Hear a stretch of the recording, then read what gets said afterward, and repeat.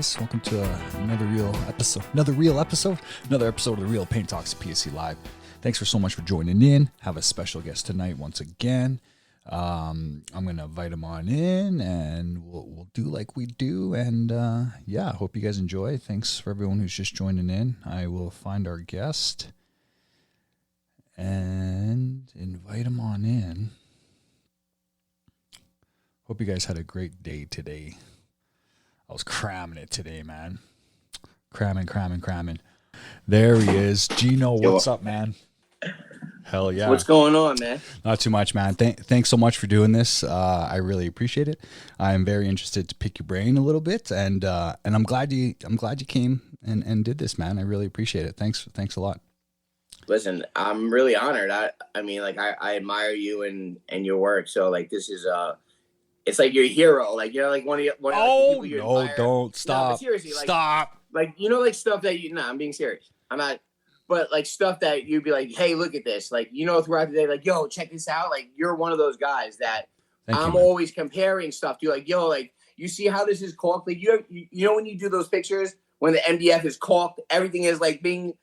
That's what I'm like, dude. I'm like, yo. I'm like, look at this. I'm like, that's what it's supposed to look like every time. Like. Yeah, I agree. Well, thank you, man. I really do appreciate that. And we've had many chats behind closed doors and developed a bit of a friendship. So.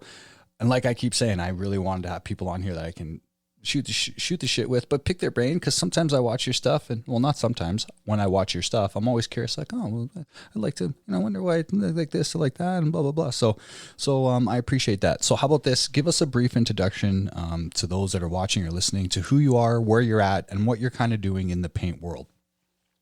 All right, my name is Gino Fusco Interiors. We're on Long Island, Suffolk County, New York. We do residential repaints. We do high end, mid grade. We're painters, through and through. Love what I do, and love what we do. I don't know. Okay, sorry, I'm not trying to ignore you. I'm just pulling up my question list just so I'm prepared. Oh, fine. Just so I'm prepared. That's fine. I'm gonna go fuck myself. It's fine. No, that's nice. That's it. I'm just kidding. But so as I've been on Instagram, I've been learning more and more about kind of New York. So whereabouts in New York are you? Is it okay, whereabouts in New York? So Long Island. Okay. Like right off of Manhattan, Long Island, where it's the most beautiful island for me, at least. So is it mostly like estate homes there? Is this kind of like the place where all it's like everywhere in the world. Like, you have Section 8, you have middle class, yep. Like, it's like everywhere in the world. You got EBT, like, you got big money. Gotcha. I don't try to limit myself. Like I won't turn down painting one room, in my neighborhood, you know what I mean? Yeah. In my own personal neighborhood, I would never do that, because it's not, it's not the Hamptons work, or it's not like something, I don't know. I operate a little bit differently. Yeah. So is that kind of how you like to run the formula of your company? You guys are kind of, I've noticed, like, you guys dip your hand in a lot of stuff. Hey, like, you even do a little bit of like renovation style work. Like, you'll take on different stuff other than just painting, huh? Yeah. So we have a different division. So we have the carpentry division, which is more kitchens, bathrooms, renovations, and then we have project management. So, I mean, we also have Rachel in the office that can oversee that aspect, because I'm locked in on the production. Like I'm locked in on paint production as well as the carpentry production. So I'm checking both sides. And then I'm still trying to sneak away and get busy. Right. So, so your consigliere, pardon my asking. At Rachel on Fleek. At Rachel on Fleek. Yeah. At Rachel on Fleek. Are you guys? Is that your wife? No, that's my best friend. That's nice. That's the business manager, my best friend. Okay. Anything in my life that I want to run by somebody, that's my homie. Perfect. Nice. Okay, sweet. So she takes care of kind of the back end stuff, so that keeps you free to go out and about. And like, are you still real hands on? Or are you mostly still supervising? Like, how many guys do you have working for Fusco? I believe right now we have a total 11 guys, 11 employees Wow. with Rach. So we have the Last Supper. We got 12. Wow. Nice, Yeah. man. So I mean, listen.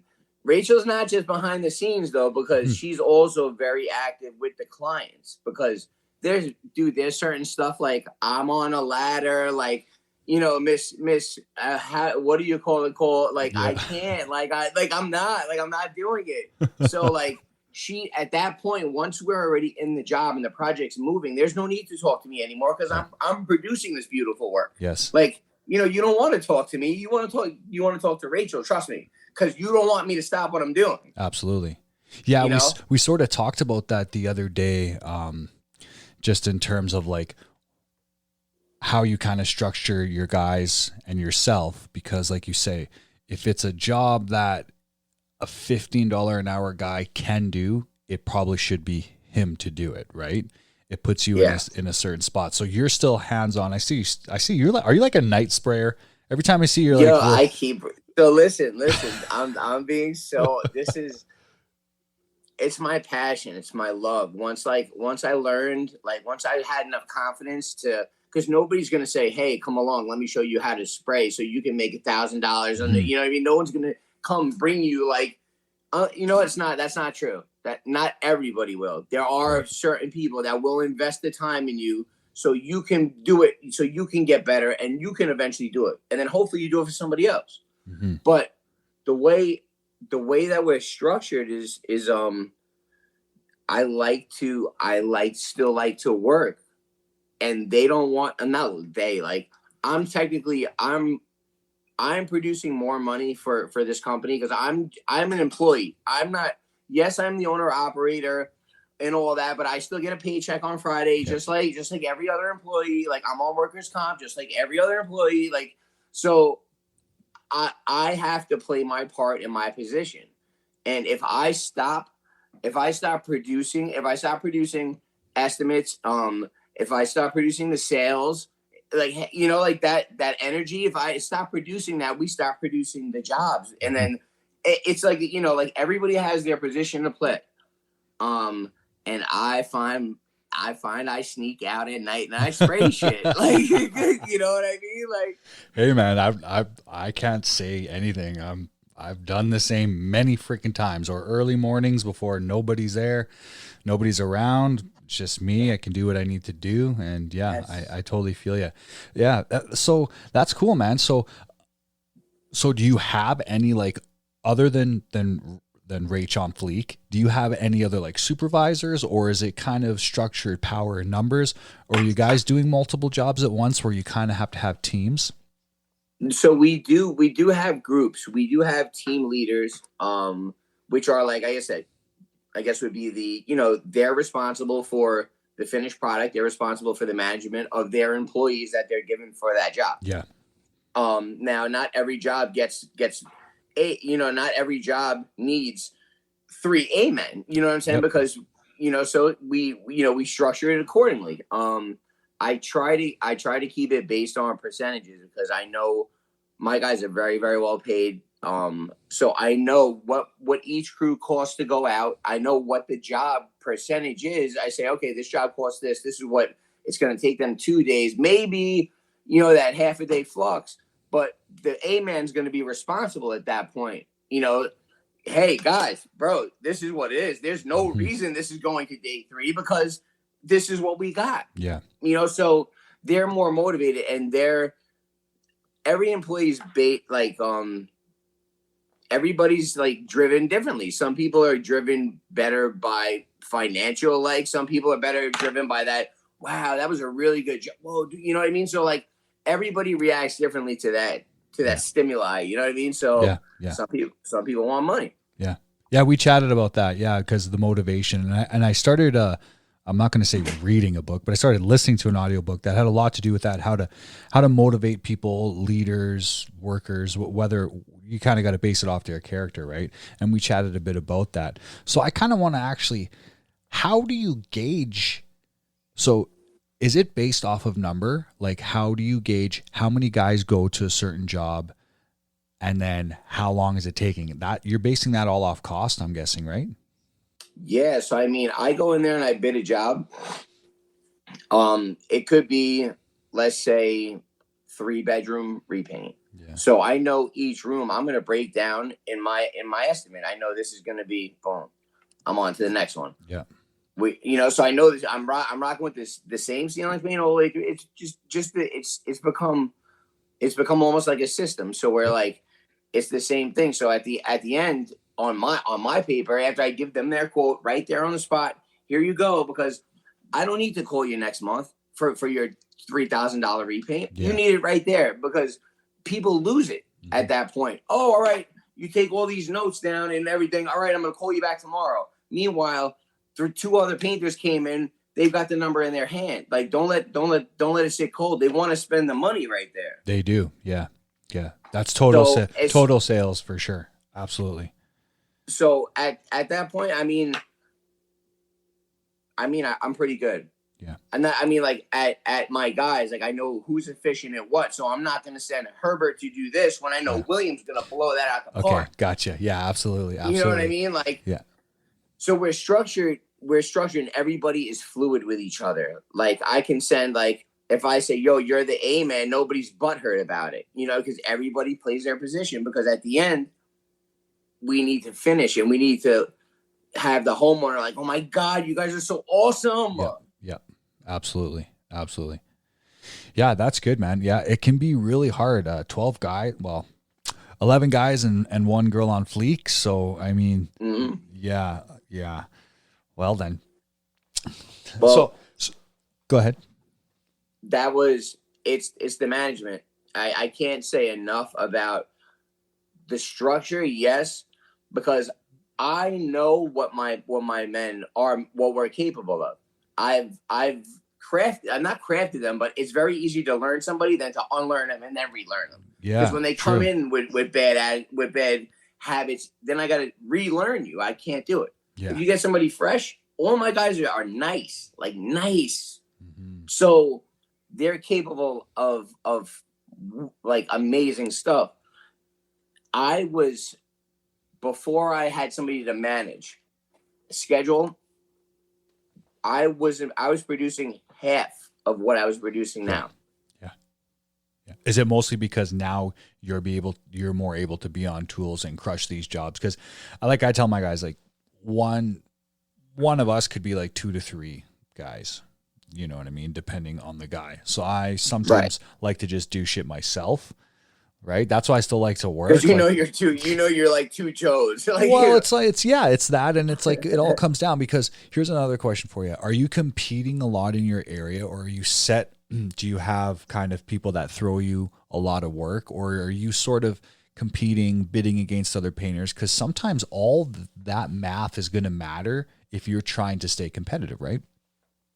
Okay. So you have residential, you've got the average people that call you, but then you've got contractors, builders, and then you've got the commercial corporations, the Torcoms, these Revcos, like that. Those are the relationships that are going to bring you the most money. Unfortunately, these relationships with people in Kansas or across the country that are managing properties. Go paint the sneaker store. Go paint all these Foot Lockers in Suffolk County. Like, those are the relationships that probably over time will bring the most money, and those are the ones. Hey, Bob at Torcom, just remember us, have a great day, just one person, just keeping that relationship alive. But then you have builders, okay? Now, these builders, they're not all created equal. Definitely not. Some ready for paint. Some may not really be ready for paint. For sure. Yeah. But these are the relationships that we do have to nurture, because this is what feeds our families. Like, these are the ones that puts us in those McKinley homes and these. So we have to tolerate a certain amount from these people. However, this is what Rachel has been able to help me do. Draw the line in the sand. Yes. There's paperwork, there's contract, there's emails. That's not what was on our original email that you signed off. This is additional. You can't debate that. Mm-hmm. on the job site, how they used to get me, you'd have this guy, he's got 40K of my money, right? And now the builder's throwing in shit in my face. Yeah. Like, no, bro, you gotta, can you spray these vents? Dude, that's 12 cans of black spray paint. Yeah, you just throw it on. All right, you tried to hit him with the add-on? What? Dude, come on. I just gave you this whole 40K. Oh, and I've got this other one going on down the road. Like, so when Rachel was able to show me build the paper trail. So, hey, so you know what? Let me circle back with the office. I'll get back to you. Yeah. I'm not having the conversation with you anymore because you wanted me to do free shit. You're the one making this big profit margin. I'm not making a lot, and I'm trying to blow it out perfect for you. Right. But I need a little bit of crap. So what would you rather do? Like, do you like kind of sticking to the GC new home build, or are you kind of all over? Like, do you guys use any sort of marketing to get your work or anything like that? Yeah, you see my Instagram, bro. You see what I be doing like I'm working it, bro. I'm working it. You are, bro. Fuck. Definitely, but you don't do you don't pay to ads or anything like that. It's mostly word of mouth. We do. Listen, I'm not. We are enrolled in like an Angie's List. Yeah. In our area, in a very very honed in area, which we do maybe 2 jobs a month. Which are full residential repaints. Very good. I'm not knocking it. We have developed a residential homeowner. They're going to spend approximately $5,000 every couple of years. Yeah. Like, there's not so much. However, when you do that $1,000, $2,000, or $3,000 job for them the right way and the service that you provide for them, we've gotten so many more jobs and the network off of that experience. Yeah. Yeah. A lot of guys think the smaller jobs are a lot more profitable, not even monetarily wise, but also for word of mouth wise, because if you can crank off a bunch of small ones, that's a lot of marketing, right? At one time. So, well, I don't mean marketing. Like, it's not necessarily marketing, because at the end, you're making that same, there's like a standard per room. Like, I guess they, you're getting $650 per room, with minimal spackle, like all paint, high end paint provided, so we know we're at that number. Right. So I know that's around about what's going around. So for the most part, you're still going to send the same guy there, hopefully for the day. Right. Hopefully you want this one guy. I'm being serious. I definitely I'm not kidding. You hope to God that you put enough work into this guy that he can complete that room 100% in the day. Because then you have made a profit. Absolutely. Yeah, and then it makes it worth it. Like, because that's the thing for me sometimes with the bigger jobs. I think I've said this before in the past, that it's hard for me sometimes to dip away from the big jobs to do the small jobs. So it's really tough, right? It has to kind of, I feel like if I had maybe one guy, like you're saying, that's a team that, okay, man, you're just doing the repaint stuff, it might work. But we're only 4 or 5 guys, so it can be tough for sure. But from a lot of the guys that I've heard that are doing multiple things, they like the little jobs, man. They like them. Mm-hmm. Yeah, absolutely. So is there anything right now going on that you think is kind of not broken, but do you ever see anything in there like this needs adjustment, whether it's the system of the company or or how you run the guys, or is everything kind of working pretty squeaky clean for you right now? I feel like I said, our guys are amazing craftsmen. We've invested a lot of the time in each other, because I've learned so much from my guys, because we worked hand in hand, side by side. Like, probably spent more time in the last few years together trying to build. Like, they've invested a lot in this. Like, they know I wanted to be New York, Best of Long Island, Bethpage Best of Long Island housemaker for this year. Right. And I'm telling you, they had their kids voting at night, like, because you have to vote to win, So like, and we had our customers voting, so they really like, they're invested, dude, and like they'll die for this shit. I think that's great. That's great. So how do you measure the efficiency of all that and practicality wise, if it's working, Like, I find holes all the time. Yeah. Okay. Yeah. That's the need for the production manager, Mhm. because Tito's nice, Herb, they're all nice. However, you still need that one person to come around, and it may not be me, it may be that one team leader to come around after you clear. We're done with this room. Yeah, we're done. You sure? Yeah. Come around with the light. Walk around, bro. Come on. Why is that? Yeah. Like, you know what I'm saying? Like, come on. Yep. So, but if it's not me, I have to appoint somebody into that Yeah. position, because if not, everybody puts the blinders on, not headphones on, headphone in, and just starts going, because it doesn't matter. Yeah. I'm Doesn't standing. matter. Yeah. I don't care. Like, you know what I mean? Like, it's not that they don't care. They don't have. There's no end to it, because there's a million linear feet of MDF. Yeah. And poplar. So there's no end to it in their mind. So it's just like, so somebody does, before they clear an area, somebody has to come back just to check. Should I have to do that? No. Does it happen? Yes. Well, I think it's quality control. I think there's some companies that have just one guy for that. That's literally like quality Right? control, Like, right? Oh, exactly. Yeah, exactly. I could get that job anywhere, bro. They would hate me. Oh, they would hate me too. I actually said to a couple of the builders here, I was like, we could start like a consulting company, because I think a lot of times people get into stuff, they don't realize what it really takes until somebody tells them, like a professional, like whether it's reno or painting. And then sometimes I feel a little bad, because people are getting, trades, and slowly the shit's starting to get fucked up, and sometimes they're like, man, I wish somebody would have told me, and I'm like, yeah, you know what I mean? So I don't know. It's I always say, at least for what we're doing, it's never going to be 100% perfect, but you got to fucking try and get it right damn close. At least for for the most part, because we're charging. I mean, I know I'm not coming in there on I'm charging. I'm using fucking $100 roll paper to get to wherever I got to go in your house. Like, I'm not coming in there. I'm not going to be the cheapest number, but I guarantee you that, you know what I mean? When you look in that left corner, I guarantee when we pull the extension ladder, that window will be clean in the doghouse. Guarantee you somebody will Windex that damn window before, and we're painting. Has nothing to do, not in our scope of work, but when they look up there, they can see, wow, we would never be able to get a ladder up there. Yeah. It's that over and above, right? It's that one last step over and above that. It's like just pure customer service, man. That's really all it is.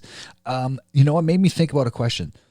So how do you gauge what's going overboard? Because it's always like that with my guys. I'm like, do a good job. Hey, but sometimes, like this job, like, don't do too good of a job. If I pull the putty out, if I pull wood putty out, if I pull the putty out, we're all on the same page. I see. You know what I mean? Like, there's an unwritten, let me see. This is bad, dude, because this is going to be in the world forever, right? But yeah. So I'm going to say this, and this is going to be accessible forever. Yo, all right, fine. All right, I'm going to say it. Like, not every job is the same. No. Not every job is getting that $100 a roll blue cushion paper to every location. Some jobs are just getting drop cloth. Some jobs are getting tape and paper. Like, so not every job is equal. Not every job is priced out in that fashion. Right. Yeah, I kind of figured that, because you can sort of tell sometimes from characters of people that they're like, no, this is what we're doing, no more, no less, this is the system, blah, blah, blah. But I noticed with a lot of your hashtags that you're using an array of things. Sometimes I see you're using Sherwin, then you're using fine paints, then you're using this and using that. So how do you delegate what goes where? Probably based on cost, but is it also based on client? Like, do you run that by the client? Do you try and sell jobs for a little bit more with a higher product? Or do you just know, okay, no, that's like Sally's only going to want this, so we just sell her on that? So listen, really, really, really cool thing. John Leahy from Fine Paints Europe, right? He came down here. He was doing other stuff online. I was also honored. He asked to set up a meeting. We had a lunch together. We started using the Eurolux, the matte, and the Eco Satin. I mean, I've used I've used all of it, but we've actively started using those on residential repaints. So I know where that's kind of fitting in. I can also fit maybe a gallon of really, really high-end paint in a kitchen remodel or a bathroom remodel that we do, because I already budgeted the whole thing. Yes. So I'm like, all right, but 120 in paint, that's fine. That gallon, cool. But I'm able to promote and use something else that people really they're not going to use. Right. It's an amazing product. Dude, I painted Hail Navy in the Eurolux and I could touch it. No, I mean, I call it burring. Like, when you rub it with your knuckle and like, oh no, what's the name for it? Scuffing it. I don't know. I just tell people. All right. So I call it burring. Yeah. Like it burrs it. Yeah. Dude, I swear to word to everything I love. The next day I got my hand on it. I got my knuckles rubbing on it. Dude, it was like impenetrable. I was like, this is amazing. But I know where that belongs. I try to put Emerald Designer in every house because Sherwin-Williams gives it to me for a very good price. Yeah. So I can offer it on a residential repaint in a middle-class home. No problem. Yeah. It's $10. It's $10. At the end of the day, it's $10, dude. Man, shit is so cheap in the States. I seen the other day someone. Oh, I mean the price difference. It's $10. The price difference. Oh, I see. Because I was like, damn, $10. Like, what the fuck? No, it's like 40. No, we're paying we're paying from like 37 to 50 and change. For certain. Yeah. So you've been using the FP a bit, and you've been getting good results. I got to try the wall stuff. I haven't tried any of the wall stuff. It's really, really high quality. Fun fact is, it definitely needs to be worked, and you need to add an adequate amount of water, or a thinner, because it is so rich and beautiful. Yeah. Like when you were working with it, was just like I was just the whole time. I'm like, wow, this is, and I'm just sitting there for extra. So that's a call on your behalf, because I was thinking like your clients, I'm sure do you think your clients would know if you gave them a sample and say like, can you tell the difference? So our client base has started to change drastically. So like the fact that I'm listening to like Biggie, or we have some some R&B, like our client base is changing, and I love it. So all of before I get to any job or referral, they've already researched us, and they know who we are, what we are. They know I'm a clown, but I'm a real person. Yep. I can get down. Like, you know what I mean? Like, absolutely. He's a real person. So that's what they're like, and he's like, and they're seeing, like, I'm not telling you what the tape matches the audio. Like what I'm saying is about matching what I'm doing. Yeah. So they're sold. So like, the Instagram, and like they've been able to pedigree me and my company and who we are. So chances are it's already sold for the most part. Right. Yeah. I was chatting with my brother-in-law, because we were talking about buying vehicles and this and that, and, negotiating, and, kind of like the average client and human now is... my man, Ponce. I'm sorry, man. I had to shout out to Ponce Perfection. Oh, that's all good, man. What's up? The clients... You told me don't be in the comments. You told me, like, stay out of the comments, 'cause I'll go off. Well, they're not saying bad things. It's nice things in the comments. It's good stuff. It's good stuff, man. Definitely. Why you tell me, like, yo, just be careful in the comments? No. Bro. Oh, who was saying that? Who was saying be careful in the comments? No, you said don't watch the comments. Oh, no, I'm just more saying, like, because they can be a distraction. You can start reading them, and then you're like, oh, yeah. And then it's like a conversation about that dope siding job Ponce just did it over in Westbury. Yeah. No, it's mostly just because, like, I get distracted. Sometimes other people get distracted. And sometimes they're talking between themselves. So it's like, right, gotcha. And everyone's pretty cash. I haven't seen anything too crazy, but. This is cool. Yeah, absolutely, man. But yeah, see, once again, like, I don't even know where I was going before, but that's okay. That's okay. I got a shitload of questions here, anyways. Oh, we were talking about Instagram though, and how and clients, and how smarter clients are nowadays. It's funny because it's like a handful of them. You still have to explain to them what they're getting, but it's like they see you online and they're already partially sold. So then it comes down to the details, right? And it's like, well, what are you giving me and what am I getting? And you start explaining to them. And sometimes they're just like, okay. And then you're like, you don't really understand what I'm telling you, do you? So I find some clients, they don't really know. But nowadays it's like all they have to do is look you up. So as Instagram, like, do you get a lot of work from Instagram? No. No, hey. I think no, but it's a good reference point. Like we have a strong website. We have a really good strong community presence. Like, so we've branched out. We've rooted. So like we've been established approximately like 5 years, as Fusco Interiors, but we're rooted now in the community. So like those areas now they see Fusco, they see the sticker, the sign, like at the bagel shop. So I mean, I don't know, bro. The bagel shop, huh? Is that the morning stop? I mean, everywhere. That's like the Long Island thing. Everybody has to go get their thing before they go. Like, is there a ton of Italians around there or what? I mean, we're ethnically diverse over here. We have a lot of people. Yeah. Like I'm Italian. No shit. I don't know. You know what? It's strange. I don't think so. No, like because a lot of people that I'm around are Hispanic. Yeah, we were talking about that too. Yeah, there's quite a big Hispanic community where you are. Mm-hmm. Eh? Yep. That's awesome. Yeah, it's same thing here. I'm in Canada, man. It's like there's every single walk of life for sure. But I always think in New York, I'm always thinking like the accents, and I seen someone on TikTok the other day. It goes too heavy, and it's embarrassing for me, because like we're really Italian, like you know what I mean, like grandma's still speaking Italian, I'm speaking Italian, and like when they do that, it's like it's in metroscon. That's what we say. Like you should be ashamed. No tiene vergüenza. They don't have shame. Yeah, they don't. It's like no filter. I don't know, whatever. That's my own thing. I rep your Italian stuff the way you rep it. But it's too much for me. It makes me be like, oh my god, no, they're doing it. Like, oh yeah, it's funny. Whatever. Have you ever seen? Do you watch South Park at all? Nah. South Park does a skit. A little bit. They do a skit on the Real Housewives of New Jersey, and they just go way overboard. You talking about my family? It's like everything. It's like, hey, do you want a cup of coffee? That's the first thing they say. That was the joke. You talking about my family?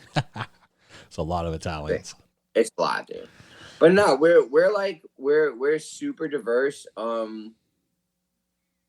That's it, man. Yeah. Long Island is really strange. I mean, we have like a really diverse population. Mm-hmm. Mm-hmm. A lot of Italians, a lot of Jewish. Okay. Nice. Yeah, we're diversified here too, man. Always. There's a ton of stuff. So let's see. I think I asked you a lot of this, man. I like just like cutting through it. I don't really like having to look. I like that we're motivated. We're actively. I hate having to look at my screen because, like I said, sometimes it's rude. But I went through quite a bit of these. We talked about it. You guys do contracts, eh? For sure, hey? Contracts? Yeah. Yeah. Yeah. Yeah, have to. Yeah. So another way to free up, like another way to free up office time in needed time is the estimates. Yeah. If you can establish an estimate template, right? Because you're not for these residential repaints, max you're going over 7K. Yeah. You know what I mean? Like you're not hitting unless that's where you're at for the most part, I think. For me at least. Yeah. But if you can establish on your estimate sheet and then label everything, the work that's getting done, here you go. Let me know what you think. Oh, you like that? All right, cool. Sign it, scan it, send it back. Yeah. That's your contract. Yeah. Instead of now, what are you going to do? You're going to take this. You're going to do it at 7:00 at night after you're done working. Yeah. For 3 hours, or you're going to be like me, like this, dude. You know what I mean? It's not. You're not building a house. These people don't need this long, drawn out. Bro, you're painting 5 rooms. Yeah, I was actually like that in the beginning, early on, when I was kind of first trying to get my own side jobs. I always felt the need. I got to explain to them why they're paying what they're paying. Got to explain it to them. Yes. I am the same. But also, like you're saying too, I also found that some people are like, dude, like you sent me like 5 fucking paragraphs here, you know? It's Nah, like, but you're right. No, nobody, your customer would never say that to you, but you're right though. Like somebody said that to me, dude. I was the same way. They were like, bro, what does Miss Leftwich really give a fuck what you put to get to the bedroom? yeah. I got a whole, bro. I read a whole novel before I even touch any prep. I know. And I do that one finger at a time. Yeah. Yeah. And I've had a lot of people, they're just like, you're the professional. I trust you. If I'm hiring you, I trust you. I don't need to know the details. I'm hoping that because you're professional, and like you said, I've seen what you've done, that you're just going to follow through with that. And I'm like, yeah, good point. Yeah, good point. I'll save my time on that because it's a lot of time, man. There is. Listen, there still is need for contracts. Even $5,000 is a contract because you're dealing with, you don't know exactly who you're dealing with. You want to protect yourself and the possibility should you ever have to lean their house. You know, like, so you never know. No, you never know. I personally, there's a way to have it on the contract where it is a binding document. If they signed it, it says it right at the bottom, all your agreement. Yeah. So I don't say no contract. Always need something in writing. Yeah. Have you been screwed at all yet? Have things been going pretty good for your business? No one screwed you. They jump in hop on in. That's what like, yo, jump in, guys. Nah, bro, listen. I'm a firm believer. You have to bend over to get fucked, and I'm not a victim. I'm a volunteer in a lot of it, because that's a great fucking point, man. That is actually a very, very good point. Reality, because the shiny object, like I saw that big fucking shiny job. Yeah, I'm like, yeah. And I'm like, but bro, not everything that glitters is gold, they say, and like the big shiny, you have to watch out what's attached to the shiny shit. Yeah, you've got a contractor that's holding money that's not even his money. It's the homeowner's money. He thinks it's his at some point. Yeah. Somehow, when the money transferred from the homeowner to the contractor, it became his money. Which is bullshit. He's just holding it for me. He's holding it. Yeah, it's bullshit. And he's holding it hostage. That's what it comes down to. But go ahead. These people, there is a way to weed them out, and they tell on themselves. Yeah. Prior to you even needing to say yes to the job or get a deposit, you could say no. I had so many red flag warnings. Yep. I should have stepped off and said, you know what? I just landed this job in a nursing home. I'm going to give up painting. Sorry. See you later. Yeah. You know what I mean? Something. Yeah. Or just give them some astronomical price that you would either, you build a house off of it, for sure. Or So are you still happy though when you overprice it and they say yes? Because even sometimes I'm like, oh fuck, I tried to get away from this and they still said yes. Oh my god. Yeah. I show up with a fucking smile. Yeah. I show up with a smile. Yeah. Hell yeah. Because now, like, you really, like, we're still gonna do what we do at a professional level and expeditiously now. Yes. And now we know your client type. I know I know your personality type. There's no way around me. Yeah. Now I'm gonna make this experience so I'm gonna empty your garbage can in the bathroom. That's what we're gonna do. You know what I'm saying? We're gonna make this experience so freaking nice for you that you have no choice but to want to hug us before we leave. Absolutely. Yeah, that's usually what I try and do too. I'm just like, even if a piece of me is like, they have no faith in us. Don't worry. We'll show you. We'll show you. You know. So yeah, I feel you, man. It's a tough market sometimes for sure. I was just talking with one of the guys that's actually watching right now. He was saying that he had a client that wanted to pre-book him like a year in advance, and then not only that, she's a lawyer, and he's starting to hear her say things like, "Well, we'll just sue this person or sue that person." I'm like, "Yo, fucking run, man! Get the fuck away from that one." He's like, "Yeah," and I don't know if he's going to or not, but stuff like that, it's that red flag shit that I'm just like, "Nope. No, thank you, man. I'm good.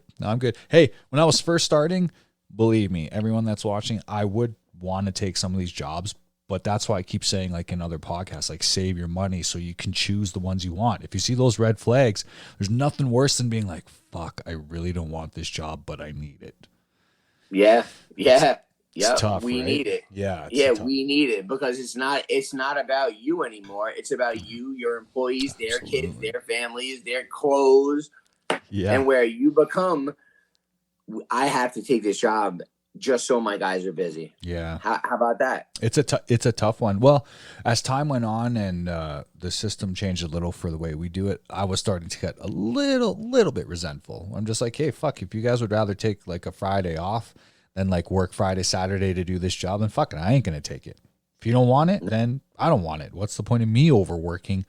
Oh, This is for you, right? Yeah, absolutely. So that became a little bit annoying sometimes, and I'm just like, okay, guys, like I'm getting jobs here, and why you guys calling in sometimes? Like, what the fuck, like, bro. Nah, bro. I tell you, our guys, they will work Saturday, Sunday. They will work wow, every day. They're amazing. They're a machine. I can't even tell you. They're like Voltron. Like, you know, like when you transform and bro, right? When they all get together in the same location, bro, it is something special yeah, to watch. yeah, It really is. It really it makes me so freaking proud, yeah. bro. 'Cause That's I what it know would. I mean, I know I had a hand in it. Yeah, but that's okay, man, because that's what it's all about, right?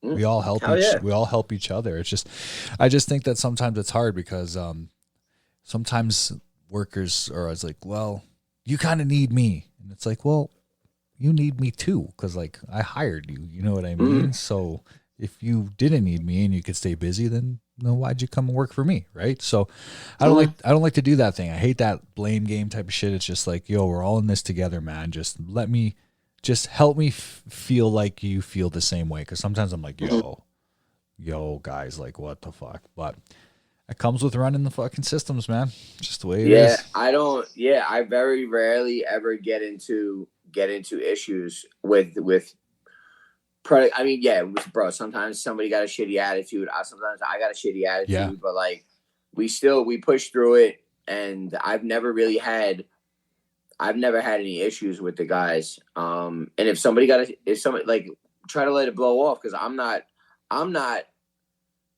They know my who I am as a person. So like, if there's anything, like they let it cool off for a second, and we revisit it. Yes. You know, because we want to talk. We want to talk as men, and like we're in each other's lives. Like we've been in each other's lives for 5 years. We're almost like practically family. We eat together. Like we sit down together. Like fart around each other. You know what I mean? Like Absolutely. this is like we've become brothers at this point. So sometimes have a shitty day. Sometimes I bug out and like I'll come back and be like, you know what, bro? I was 100% wrong and I apologize. And sometimes I'll come back and be like, yo, you know what? You were dead ass wrong. If I see you do that shit again, if that happens again, I promise you'll be packing your shit up because I cannot have that here. Yeah. Yeah, it's hard. That's a real hard job, man. That's what I tell my guys too. Sometimes when they complain, I'm like, yo, I have the hardest job here. I know you guys might not think so, but I do, because I have to be able to say the things to you guys that I don't want to, that needs to be said sometimes. And you guys don't have to fucking do that. I'm like, we definitely have the hardest job, man. So yeah, it's a tough one. But at the same time, my guys we're all well paid. Yeah. They know, like they're building. Like I know their goals. Like I know Hernam is gonna buy a house this year. Like I know Rachel's goals this year. I know my employees' goals and what they're working towards. They know what my goals are. Mm-hmm. They've helped me get to one of my goals. They're helping me get to my goals. Yeah. So like we're in turn, like I'm not paying them. They're coming in and they're getting their own money. Like this money's here for them. Very good. Their money, that money is here for you to get. Mm-hmm. Mm-hmm. And if you don't want to get it, I will put it on the internet. You can say like, hey, I'm top pay. Fusco and you know what I'm saying? Like, bro, you know how many people DM me nonstop about like, yo, I need about work. Yeah. But I can't allow like we built something good. So like there's no way. Also, Rachel told me about something called attrition. How much it costs to fire somebody that you've invested a year, 2 years in. Definitely. And then have to you're losing money. So if you pay him $52,000 a year, and then you have to fire him and retrain somebody. So now you're going to pay somebody else that you're going to have to pay them. you're losing money. Yeah. Well, it's very true because you're paying to teach people, right? So, yeah, So sometimes when they ask for that $10 a day raise, I'm gonna give that. Yeah. None of my guys on there, right? Yo, Fusco's giving out raises, y'all. Nah, they know we just got raises, man. We just got raises. Nice. And half of Christmas bonuses. Well, we only got half so far. The way my bank account set up is it's a little fucked up, but we're working on it. That's good. That's good, man. Yeah, and I hope no one thinks that I'm trashing my guys all the time. It's nothing to do with that. Yeah, no, they suck. Because I remember you were talking about in the DM about your guys, how you just want to like. No, I'm just kidding. Damn. I'm just joking. Yeah, no, it's like I said, it's a tough job, right? And I'm a little OCD. I think that's what my brother tells me sometimes. He's like, dude, sometimes I don't think it's just like this or that. I think it's you. And I'm like, yeah, fair enough. Mm-hmm. But where we are mostly because of me, and I'm okay to say that now. In the past, I wouldn't want to be like that because I want it to be a team effort. But sometimes I'm just like, yo, if it was that easy and you could do what I do, you'd probably be doing it, right? So yeah, I don't know. But and that's the truth. It is the truth, man. It is a harsh truth that sometimes people don't want to hear. But hey, if you think you can do it, by all fucking means, go hard. Bro, everybody plays their position, man. Yeah. Because like you said, not everybody can do it. No, everyone has their place, definitely. I wanted to chat with you a little bit about some products. Because I see you doing a lot of MDF stuff too. So are you guys mostly doing water-based stuff these days? Do you guys do any lacquer work, any Sullivan, any 2K? Lacquer. My go-to is lacquer. Really? I love lacquer. I use a lot of the Lenmar. Okay. It's like the one part, but if we go with the pre-cat, it's definitely the Sherwood. It's going to be a Sherwood pre-cat. That's what we have here. I don't know. So this for myself, the Malesi and Renner stuff. Sherwood made a similar product. Aqua was something. Chem Aqua. Oh yeah, Chem Aqua. Yeah. That's for this painter and these guys straight dub. It's not. Really? I didn't enjoy it. Because I'm comparing it to lacquer. Don't tell me something's lacquer that's not lacquer. Well, it's that's not water-based lacquer. I had the same. No, it's not. I had the same thing. I love the reps. Like, oh yeah, bro, this is the same. It's like, don't do that to me, bro. Do you clean it with lacquer thinner? Oh, no. I said, then it ain't the fucking same, man. Exactly. No. So, but those Renners and stuff, I don't know. Listen, I got mad love for the cabinet refinishing people. Yeah. But that's an art that they're not like, I don't know, like, who do I call? Like, hey, yo, can you come show me how to spray some? Like, Can you come fuck with me in the shop for a half a day spraying stuff? Like, and bring the material, by the way. Yeah, you know what I mean? Yeah. Like, yeah. But you guys are doing a lot of trim package stuff too, and I don't think some of that 2K stuff's really practical for doing like man doors and trim packages and stuff, right? So there's a little bit of a difference. That's why I try and remind guys too, when it comes to this comparative of penises, where everyone's like, oh, this is the best or that's the best. I'm like, yo, we're not even talking about scenarios anymore. We're just strictly talking about, I'm like you wouldn't spray that in a whole. I mean, I think some guys have, I've seen online, but at least for me, I saw people spray whole houses in that as the trim package paint. Yeah, add the 2K stuff. Yeah. I wouldn't be able to do it here. I just don't know how guys do it. At least for my pricing and efficiency and practicality wise, it just wouldn't work. Lacquer.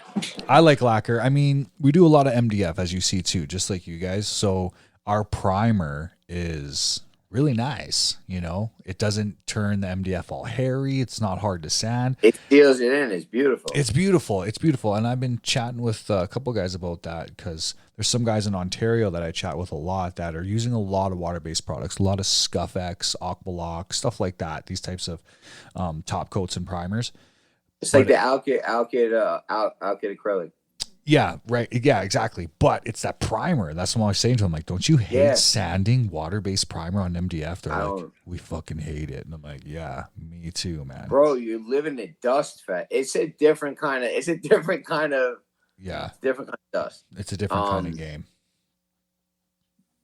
I enjoy the lagers, the finish. I'm able to sometimes I spray something like I'll triple pass something. And if I'm using another product, bro, I'm like, now I'm scraping the runs off it. Like, Yes. I can triple pass something with lacquer, and it'll just, That's right. you know what I mean? It's Like, beautiful. I'm so lucky.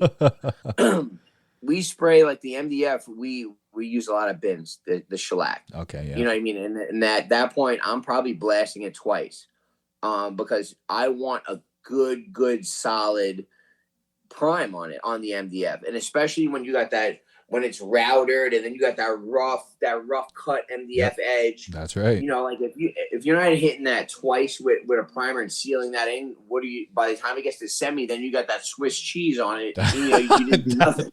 That's, you know what I mean? I do know exactly what you mean, for sure. Yeah, man. So it's the same with us. A lot of the water-based stuff, some of those open edge MDF cuts, they just drink that shit up, man. Like, soak it right up. Yep. So yeah, that can be a pain. That can be a pain about. I'm the same. I mean, I found nowadays I can't deny that there's going to be better products in the water base for water. But I've still had great results with lacquer. I've never had. I don't. We use acrylic alkyd for all our trim. We're only spraying lacquer on cabinets and built-ins. Oh, okay.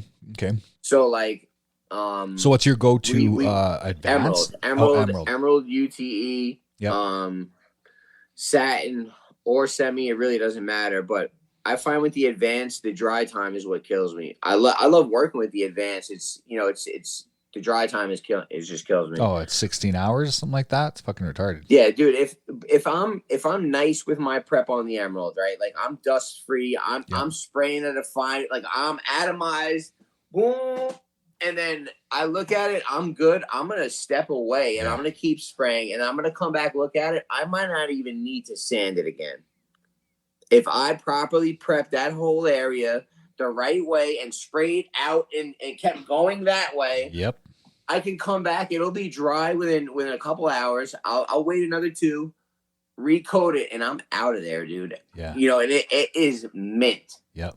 Yeah, we're the same, man. I'm telling everyone on the team knows that our second or third prime coat needs to be almost as smooth as a finish coat. And I know that sounds crazy to some, but with the solvent primers, it can fucking get like that. It's very, very minimal work.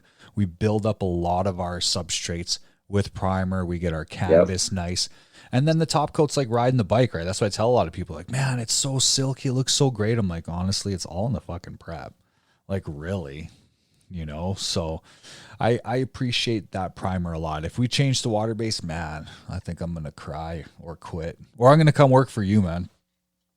Come on down, bro. Yeah, you could be production. You could definitely be production. I would have to get a shop if that was the case. Oh fuck, man. Yeah. So are you guys doing a lot of that stuff on site?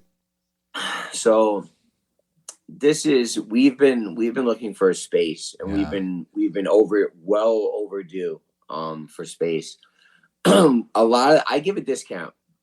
So immediately when we're doing a cabinet refinish, it's a high number. These people already know they don't want to spend $50K to get it out. They don't want to remove the whole kitchen. You know, as the wife wants, she wants a new kitchen, because not the cabinet refinishing. A lot of it is the wife wants this new kitchen. The husband's trying to figure out, how am I not going to spend $100K on this kitchen right now? For sure. So he's Googling, all right, affordable kitchen makeover, Fusco interiors. Yeah. But that's what it comes down to. Like, the whole cabinet game, they know what they're spending. So I lost my train of thought. My bad. No, it's okay. You were just saying that you give a discount. We were talking about spray shops. On site. Yeah, spray on site. Spray on site. Spray on site. $1,000 discount on a kitchen refit. What? $1,000? Boom. And they already got a savings. Right. And is that because you're saying because we're here a little bit longer due to the fact that we have to be on site? No, I'm going to say to save transportation costs and risk, because that's what that $1,000 is. Is smart. Me moving these from site to. Do you know how many? I mean. Oh, I know, bad bro. Shit happens, bro. You know, bro. Oh, bad I know, shit happens. Bro. You go a nice turn, and they're so Bro, what? Why are they in moving blankets? Nobody taped it. Oh yeah. Nobody taped anything, bro. Yeah. They shot right out the moving blankets. I'm like, bro, I'm not. Yeah, and that's why I don't want to go to the water base either for the built-in stuff, because I'm like, yo, I can't stack these together. Even it'd have to be like 3 weeks before I could kind of wrap these babies up, or they're gonna stick together like a door front sandwich. And this isn't a dig or trash talk about any of the 2Ks, but that has been one of the bigger problems and most talked about that I've talked with guys about. They're like, man, it's like they all fucking stuck together. They're just, like I can't flip them over. I can't do this with them. I'm like, man, but then, and some people tell me, well, no, my shit's dry like right away. So I don't know, man. I just find with the lacquer, it's so productive. So productive. Like I can slay like 500 door fronts in like less than a week. Yeah. Because it just goes so fast. It just goes so fast, right? But now lacquer, right? Yeah. You spray in-home lacquer built-ins. Yes. Or how do you really, what do you tell these customers, man? Well, most of the time in new home, okay, so if we're talking new home construction, the homeowner obviously doesn't live there while they're building it, so we're free to go. We don't have to explain anything. But when we go into, say, a residential repaint where it's kitchen refinishing, truth be told, I've actually stopped taking on those jobs because I'm finding the same thing. It's like I have to go through the whole ordeal. Okay, well, I'd rather use lacquer. It's faster because it's the same thing like a lot of people are saying. They don't want us there for very long. So I'm like, well, if you use the water-based stuff, it's going to take a little bit longer. Right. So thankfully I got the shop, but most of the time I straight up just tell people it's going to stink. So plan to do it when if you're on vacation. Right. But for new home construction, we're good to go. We just do whatever. They give us our time. We just go. We don't have to explain anything to anyone. We just, the builder has our back. So it's all lacquer. We live in a province where we're still allowed to shoot on-site lacquers, right? There isn't very much harsh BOC compliance or anything like that for it. So we're still good to do it, which we do. Stinky as fuck, but we do. As you should, man. As you should if you can.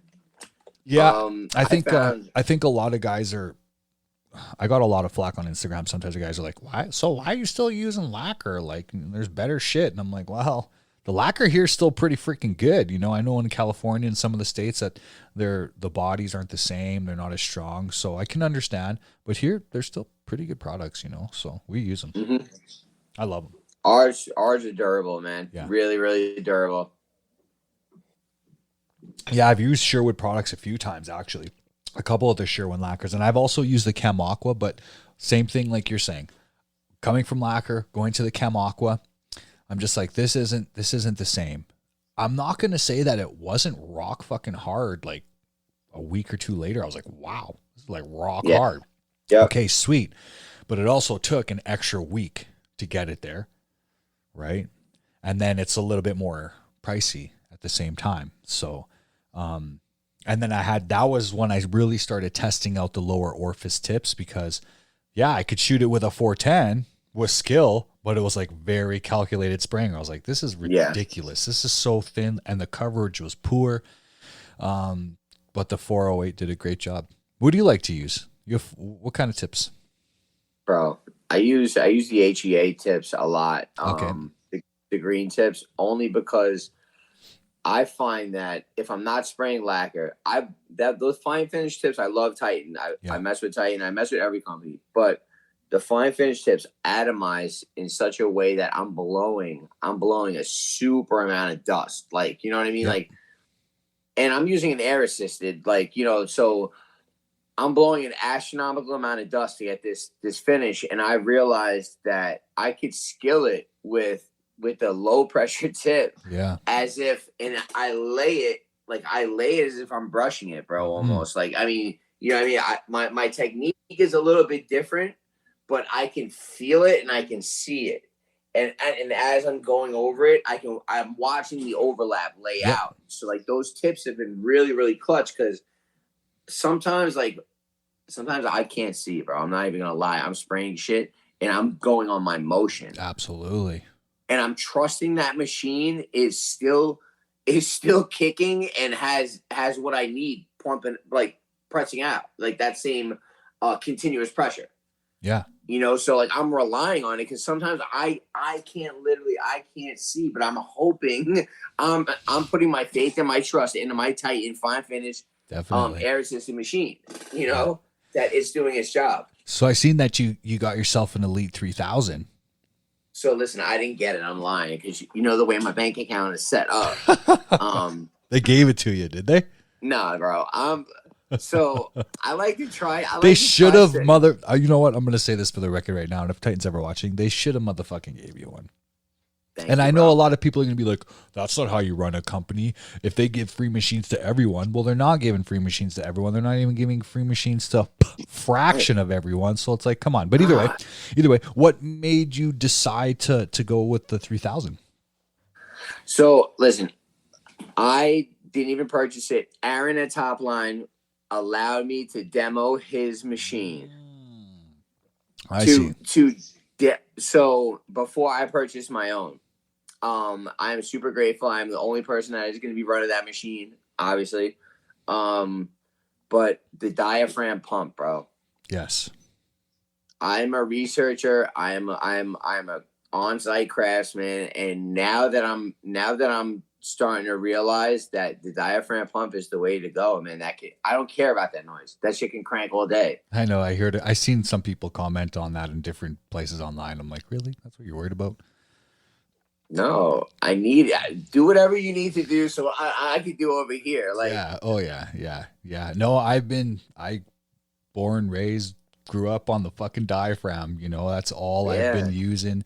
A lot of Lemurs and the ED655, so many people jumped on it too. And, and I'm not saying because of me, I helped for sure, but no, you did. You definitely did. I helped. I don't want to be the guy that's like, but it's like when I first got on, I was like, no one uses the diaphragms. Hey. And then I get a lot of guys that say like, oh, what is that? And I'd be like, oh, it's a diaphragm pump. And then I still think a lot of people don't even really understand like the difference, but they're great machines. So when they came out with the Elite 3000, I think what they were trying to do is make it so that you could still have that diaphragm pump, but do a little bit of bigger stuff. Because with an ED655 or a hopper, it's like I wouldn't spray ceilings or walls with that. Like you kill that little fucking machine. Yeah. So the Elite 3000 is probably going to do all of it, right? I haven't taken mine out of the box. I'm not gonna lie. They sent me one, and who knows? Probably because I helped them sell machines, but I think they wanted the videos, and and I'm like, okay, but Titan kind of pissed me off a little bit just because of the way they run their social media. I just feel like there's an etiquette to some of this shit, and I don't know.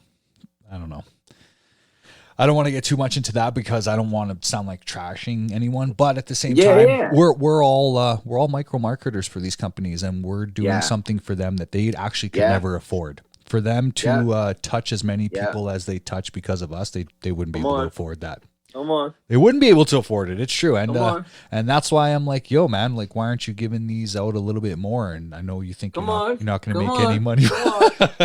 Don't even get me fucking going. Listen, it's a reality because a lot of people be hanging on these companies, Johnson's, bro. Like, it should be the other way around. Like, listen, I love all of my companies. I love my rep. I love all of my people in my circle.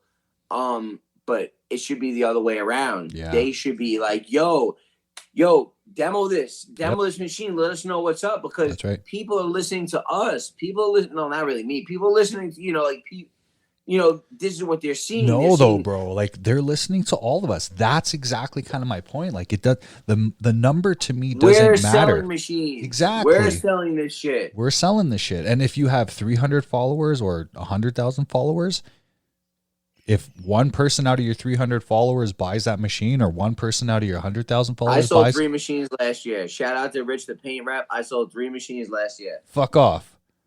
That ass. Jeez. On Instagram. Dude, I'm gonna spout some statistics here, but I think I sold almost 30 machines for them. Fuck yeah, bro. And hold on though, and I didn't make a penny, and I didn't care to make a penny. It's this one guy who helped me. He came here a long time ago when before COVID, there was a trade show. His name's Patrick Squires. He worked for Titan. He was here. We chatted. He helped me out, man. He got me kind of through the door with Titan. They started, I honestly, Gino, I'd be like, hey, when I get 10,000 followers, I want to give away this, and this. They sent me everything. I gave it all fucking away. Okay. It was dope. And then people started asking about the ED655. So a piece of me wanted to be like, yo, you think I'm not going to refer all these people without sort of keeping track? I don't need any money from you, but just, help the community out. And they did. But then when they started kind of dicking around, like, they just don't care. Damn. They don't. That's rough. I haven't had, listen, I'll keep it a stack. Our local rep, Jeff, is good. I mean, between service, tips, he sent me another Cougar gun for the air assisted, that new air assisted. Like, hey, this might be better for lacquers. So now I got one for lacquers and I got one for the Alkid. So he definitely shows up on a bigger scale. I think definitely, like, we're the ones. They should be hanging on R. Johnson, not the other way around. So thirsty, like, to try to get, like, the reposts and all the other shit. But meanwhile, like, bro, we're the ones that's selling this stuff. Like, and, like, I could see, like, bro, I'm getting boxes of shirts for me and the guys. Like, because they're not just sending, like, here you go, here's for you and your team. Yeah. Like, because we stand behind our products, and absolutely. Like, if shit sucks, bro, if something, they sent me some things to spray doors, bro, dude, I'm not even gonna say the name. I'm not even gonna say the name of the thing. Like, yo, here, like, we really like your stuff on Instagram. Like, demo these out, do some videos, bro. I looked at these fucking things. I would be fucking damned if I screwed one of these things into a fucking door. I'm sorry. Into a friggin' door, because this is not efficient. I don't want to. This is the dumbest thing I've ever seen. I'm looking at it. I'm like, but I will rep some real shit. Yeah, see, that's the hard thing for me, because that's what I ask a lot of people. Like, do you think that the way that we're getting our information and the way it's so easily manipulated to a certain narrative to suit people's, hidden agendas, do you think that's hurting our industry or all trades? Listen, there's good stuff. There's good stuff out there that people are marketing.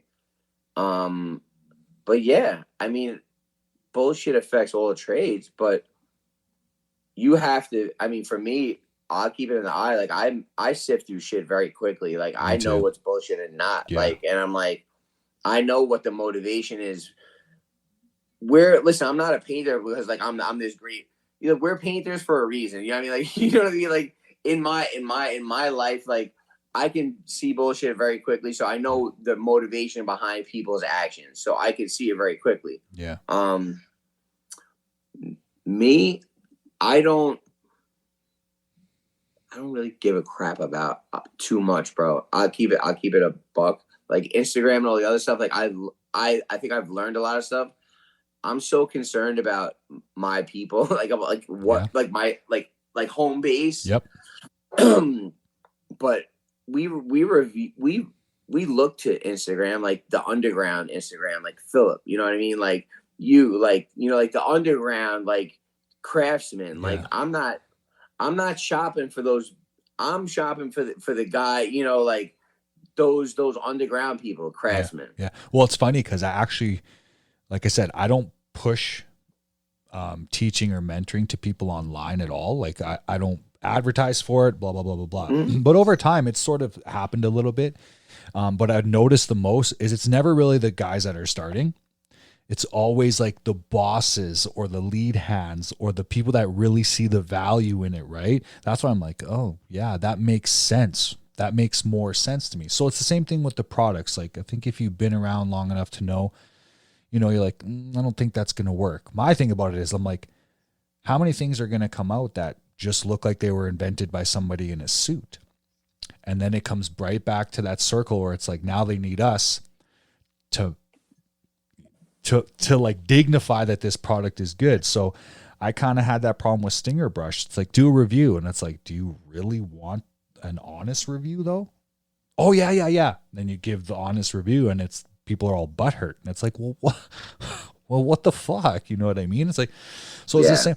And that's why I was getting tired of that. By the time Titan sent me the Elite 3000, they weren't reposting my stuff anymore because apparently I'm a safety hazard because I take the rubber part off the housing. So they can't repost for stuff like that. And I'm like, what? I'm like, okay, well, don't you see what I'm telling you guys here? Bro, this shit's fucking not working, bro. I cut mine off for you. I get tons of people that are like, dude, you're going to have OSHA up your ass. That's so bad. Don't do this, yada, yada. And I'm just saying, okay, well, tell them to fix it.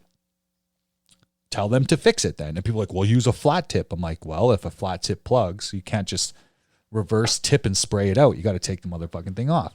So it's like, hey, why don't you take my advice and fix it? But no. So it's stuff like that. So when they sent me the Elite 3000, they were all like, oh, this is for you just because you're a good guy. Then it's like, we can't wait to see the videos. That's when I was like, record stop. I was like, yo, man, like really? Like, ouch. Okay. So yeah.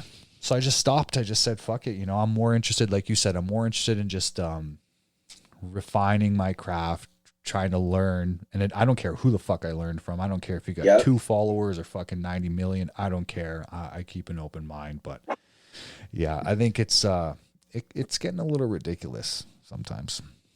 I mean, I try to refer to it, and listen, I'd be the first.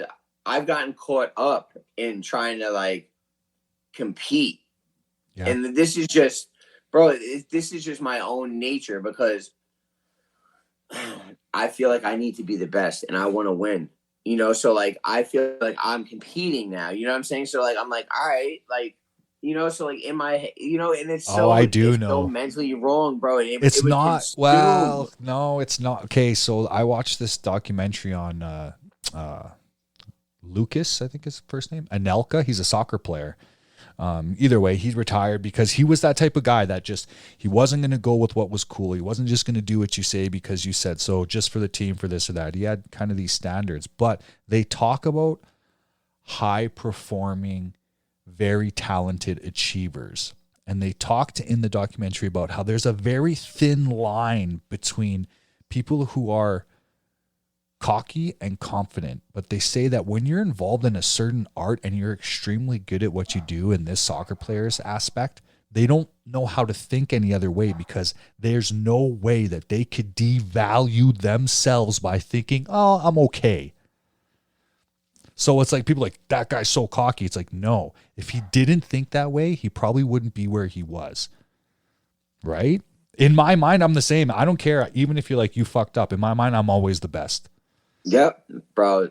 And that's how I feel. Like, and we call it like, I said, like, let your nuts hang, man. And that's how I feel. Like, yeah. And that's not saying that, bro. You see my fuck up, my overspray today? Like, it happens. Like, I'm not saying I'm but like it's okay. You know what I'm saying? Like I know like every day I want to be the best and like my guys want to be the best and yeah, what is you so like now let me ask you some questions. Yeah. What is your go-to that's not lacquer? Because I see you guys spraying satins and semis, so that's an acrylic. So we go to a product called Renaissance, which is a waterborne alkyd enamel. So it's a hybrid. The great thing about it is that our solvent primers and that hybrid are still compatible. So we can still prime it with the solvent primer and top coat it with the alkyd. So it's beautiful. It just makes sanding amazing. So we'll use that on like anything that takes a little bit more wet time. So if I'm doing like a huge coffer ceiling where it's like squares and moldings and everything, it's very hard to keep something like that wet. You need to stay wet, yeah. Exactly. So I'll use the alkyd enamel. We'll use that for paneling. Anything that's really large that you need the wet time. That's also, what's nice about the alkyd is that it could even start to dry. You can hit it and you won't see, it won't flash. It'll blend right over. Yeah, and I've been starting. Well, my tip size now is coming more down to substrate. Like I like to use a 408 if I'm doing like skinnier casings or window jams. But if I'm still doing paneling or doors, I still like to hit it with a 410. But I've noticed with that fine finish '08 Orifice, fuck, it's silky, man. It's nice. So you're able to spray the alkyd out of a 408. Yep, full blast. I full blast everything, and I spray all my water based stuff with a Titan 440 or 540. Okay. My bad, it's a 540. I just full pressure everything. Everything's on full pressure. I don't have pressure gauges. I don't have nothing. I just fucking. I'm that guy that's like sprays to the ground, and I listen to it. I'm like, tss, tss. I'm like, I can just hear it. I can't hear it, but I don't pressure gauge. I run paper out, so I'll run brown paper like vertically along the walls, and I just keep it up as I'm spraying. And like, you know, I'll know, but I'll go back and check my fan every once in a while. Like, but I'm the same way. I'll find my niche and I'll just stick with it. Yeah. See, I've noticed too though with the diaphragm pump, unless your diaphragm pump is not running very well, they don't lose a lot of pressure. Right. That's the beautiful thing about the diaphragm, that you're not going to lose too much pressure. So I've never really from the pump to the gun. Yeah, and that's what a lot of guys are like. I got to dial it in. I got to figure. I'm like, I keep thinking to myself, what are you dialing in? Unless you're using like a AAA, like I'm like, what's being dialed in here? You keep turning the pressure up little by little. I'm like, why don't you start backwards? Right, exactly. Start at full blast and start working your way down. Because I don't know how guys are still spraying with the tails in their tips. I see a ton of reels. I see a ton of videos where I'm like, yeah, there's 2 lines in your tip, and guys, they're fine. Spray window. I spread the window case, and I'm like, oh shit. I just don't, because with lacquer and how thin and fine it is, if you're not careful on your primer, you're gonna be drawing on the wood with that lacquer. With those fishtails, it's done for you. And you're gonna see all those lines exactly. But I don't know. I just tell guys there's a working pressure for the tip, so make sure you remember that as you're, that's why start at full blast and come backwards. That's what I like to tell guys. Bro, there's a million YouTube videos. I had to be proactive in my learning process because nobody was adamant on teaching me this. Absolutely. And that's a serious thing because in our industry, for whatever reason, it's very hard for somebody want to show you a skill like that, because this skill here on Long Island is a skill that could take you from being, $150 a day guy to a $250 a day guy like that. You may suck with a brush, but if you're nice and you can spray, bro, spray finish is one of the most coveted things in home building. Yeah. Like, and it's one of the most simplest, like, brought down to the basics. Like, it's very simple, and it's almost musical, mechanical. Like, it's systematic. It's the same thing. So it's something that your stock price goes up substantially. Oh, definitely. Once you're able to do it. Yeah. I wouldn't disagree with that at all. It's sort of the same thing here in the sense that we try not to. It's tough because it is a very, I don't want to say artsy, but that's not like for a lack of a better word, but there is like an art to it. I know painters who've been painting for a long time that just don't spray because they can't, because it's hard. There's a little bit of a rhythm there. And that's not to, fluff up anyone's feathers that do spray, but it takes a little bit of getting used to, and if you can hone in on that skill, it can be a very, very good asset. Like huge. Like I've seen guys, especially a lot of guys in the UK who have gone from the standard brush and roll, because that's kind of what most guys are doing, and they're bringing the spray game up a little bit. But again, it comes down to that clientele, because some of these clients, they're still old school and they're still like, oh no, I thought it was still brush and roll, So if you can put that out there and people can see it, it's definitely a nicer finish. But then there's we're not trying to spray. I'm not trying to spray old work. No, hey. You know what I mean? Yeah, like if it's old, if it's a bunch of, unless it's like some dental crown or something like, if it's not efficient for me to set up, like I like whiz roller and back brush, apply it and just back brush it nice, because it's more about production. Every job is different. Like you said, is it gonna be better for us to, do we have to wrap everything? Is everything all over? So, but I tend not to spray unless it's new, because for me, there's really no need, because it's already got 100 hard brush strokes in it. Yeah. You know what I mean? So I'll try to sand it. I mean, also another thing that I see is like, the residential repaints, they got clamshell molding, and they're sanding it with the fest, not with the surf prep. You know what I mean? Like drips, and I'm like, how much did you charge to paint this room? Because this shit looks over budget to me right now. Like, what's the level of prep? Because I can't go, bro. Like, is this what I'm bidding against right now? Well, I'll lose. Technically, it is. So here's the whole little vicious cycle I always tell people about when it comes to social media and brand awareness and advertising and marketing, especially on things that some people think are needed because they think the wheel needed to be reinvented. So then that's what starts changing the name of the game completely, because now you have someone that's like, well, hold on, I'm charging you this much because we got to do this, because we got to surf prep, because we got this, we got that. Yep. And then if the client doesn't really know any better, then it's, becomes this kind of like, it's like, did you overdo it? Now, like you said, now I'm going up against that. And you could have just said, hey, Judy, like you could have just brushed this. She probably still would have been happy with that. Exactly. But what's happening is that people are coming online, they're seeing shit, they think they need it. They don't even ask questions to, where could I implement this in my company? And I'll put money on it that a lot of them are losing money by experimenting with something because of clout. Yeah. And that can be dangerous, man. It can be really dangerous. And Surf Prep was the same thing. Once again, not trashing, but just when I reached out to them, it was just all about, here's the influencer package. Like, I'm like, I actually reached out to get some information on your sanders. It was like, here's the influencer package. We'll give you this much off if you have this many followers, but we need this many videos from you. I was like, right away, that blew me off. I was like, I don't even know if this is going to work well. That's why I'm asking for like some information on the bro. Listen, I gotta, Hannah and them, bro. I'm telling you, I can't even believe that. And I'm not saying they did it in a way where they probably didn't realize it, but that's another problem. We're all consumers. I'm telling you, Hannah and them are that you spoke with her. That can't be her. Man. I don't know. I just reached out and said, right, hey, because, bro, they're so I can test it. I mean, I don't know how they tried to.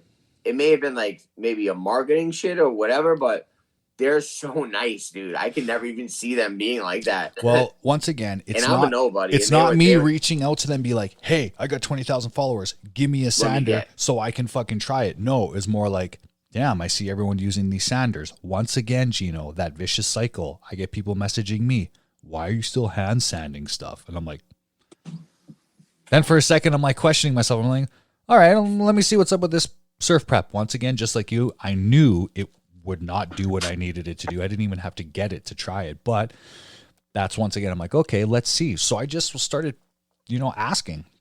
And then right away, it was like, this is what we can do. And I was polite. All I wrote back was like, yeah, maybe we can work together. But in my head, I was like, you didn't really worry about the sale. I think you've seen my account. You've seen me reaching out to you. And it was just like, sweet. More people to post content from. And I'm like, cool, but your sander, I don't think your sander is going to work for me. So it comes down to the thing again. Do you really want the honest review? And am I going to have to pay $700 for this sander, then to give you the review, and then for someone to be upset? But back full swing, that's what's happening with some of the trades, that they're like, I need this. And you're like, dude, I don't think you actually needed that. And it's like, well, but they're going to give me 40% off, but I just have to do like 3 videos. And I'm like, okay, cool.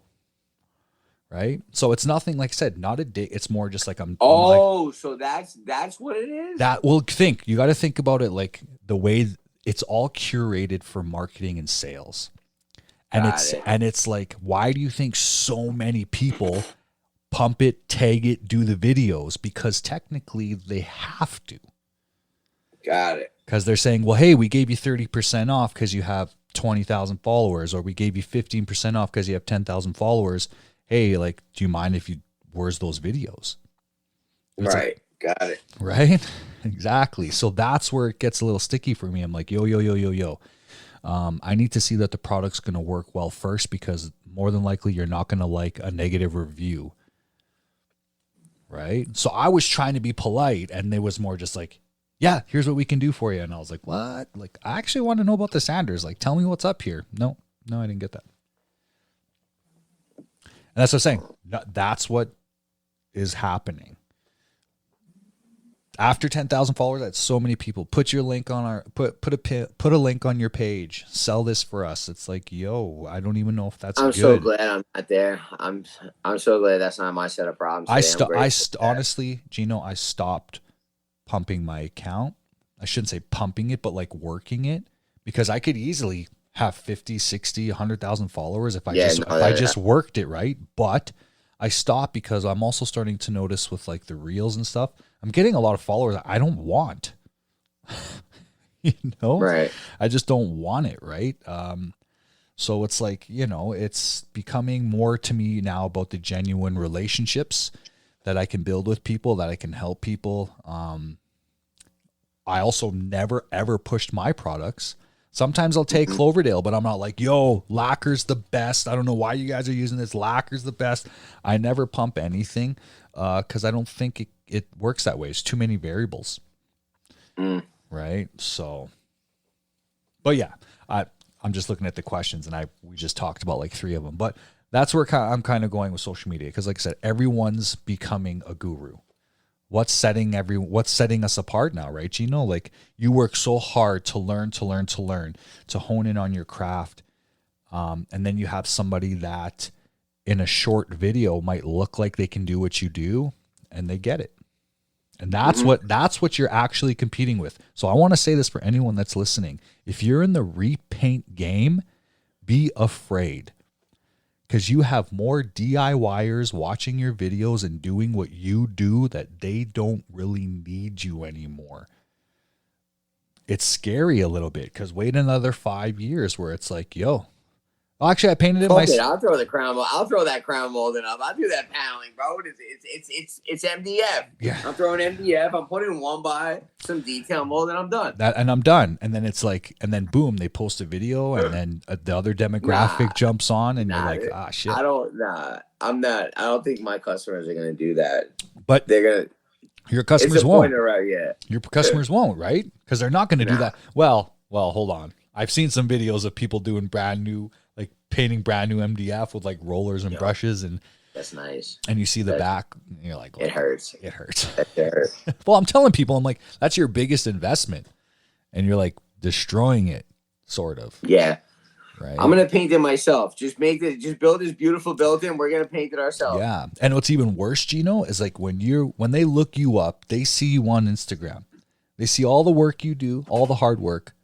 They call you, and then you give them a price, and they have the nerve to be like, "That's too expensive. Are you crazy?" And you're like, "Whoa." Do you tell? You know what? Go ahead. Where is he? He's here somewhere. Today, one of our exterior builder, he said, you know, you're not fucking cheap, right? I said, yeah. I said, I'm fully aware of that. And he said, good. He said, all right, sign. Yeah. Because these people, I'm not exactly, and I've said it. It is not cocky in essence. I said, I'm probably not going to be the cheapest estimate when you're getting your quotes, but please remember. Compare apples to apples. Mm-hmm. These are the products that we're using. Our floor protection starts from, you know, your beautiful custom stone porch all the way into your house. She's like, oh yeah, I remember that one time we had the painter that dropped spackle on the way out. You know, so there's and they know between the pedigree on Instagram and whatever, checking us on the website, they know I'm really not competing with the next person because we're not the same. No. Our service is not the same. by the time I've gotten into your home, right? By the time I've gotten there, right? Rachel has already built a rapport with this customer. Right? By the time I get there, the owner operator Gino Fusco is going to be there. You know, so by the time I get there, they know me. They have a great relationship with Rachel. I know what type of personality they are. I know who I'm selling to. Is they A, B, C? Like, you know, like what type they are. So I know how I'm going in there. Am I gonna let them lead? Am I gonna start pointing out the little, you know, like there's the whole sales process. But by the time before I get there, like they're already sold because we're not the same. Nope. I'm not bidding against these people. I'm bidding against the guy that's not even answering the phone call for the estimate because he's on the ladder. He's up there doing something or he's producing work. He's not in his position as the owner. He's not playing the right position. Definitely. So that's where I'm going. I'm not necessarily bidding against anybody, and I'm not always the highest. Yeah. For the builders, I'm right in the area, but I am the higher quotes on residential repaints, and there are reasons why. And it's in black and white because if they do get an estimate from another, I know what the franchise, because we bid against franchises. We bid against Precision Painting, one of the biggest painting companies out, and CertaPro. I know these commercial monsters. I know their bidding. I know their numbers. I know everything. So I already know if I'm getting a referral from Angie's List, I'm bidding against CertaPro and Precision. I know who I'm bidding against for the most part. So I know I'm going in at this. And then I can backpedal. And then I can play the sales game too. Oh, you senior citizen? Oh, that's 10% off. Oh, first time customer. It's all a sales game. And I'm really efficient at production and sales. Yeah. Yeah. So do you price share at all? Do you think price sharing is bad? Like if someone were to ask you, even if he was like way across New York and he asked you, like, what are you guys roughly charging? Does that worry you? Do you care? So no, and there's a little trick that we do out here to get numbers. So I have friends in these homes that we repaint call for estimates. Mm-hmm. So you call, call this company, get estimates on your house. I got your estimates. Yeah. Also, what we do here is we look through a lot of show homes. If I'm like, because people are like, man, are like, are your painters really any good? So I'll just go to the show homes. I'll bend down. I'll feel baseboards. I'll just scope it all out, you know. And then if I want to approach that builder and say like, hey, do you need help? And they usually say, well, do you have a price list or this or that? And I ask them, well, what's your painter giving you? Most of the time they have no clue. So then I get to base it off what I see. And I'm like, whoa, this guy charged you this for this. And this is what you got. You know, because we all know that. They're not transparent. I wish I could get transparency. Really, hey? Well, here they're not transparent in the terms of they're telling you what the other guy's giving you. But if you see what they've provided and then they see and you give them a price that they don't like, then it starts to give you an area, right? Because then there's no fucking way he's doing it for this, but there's no way he's charging what we're charging because he wouldn't be able to afford it because look what he's done. So you're going on square foot on those big builds. Yeah, so most of the time when I'm pricing like a new home construction house, it's square foot price for walls and ceiling, square foot price for trim doors and a trim out package, and then everything else is extras. So you have built-ins by linear foot, railings, detail stuff, extra colors, all that. You actually helped me bid one of my first built-ins. Did you get it? Yeah, and I realized you don't fucking charge enough. I don't charge enough? Yeah, a long time ago, bro. It's years ago, like years and years ago. Why? What kind of pricing did I give you? On-site or off-site? No, it was definitely off-site. But I realized we have the opportunity to kind of like gauge it. And here, it's not on-site finishing is not necessarily by the square foot anymore. Mm-hmm.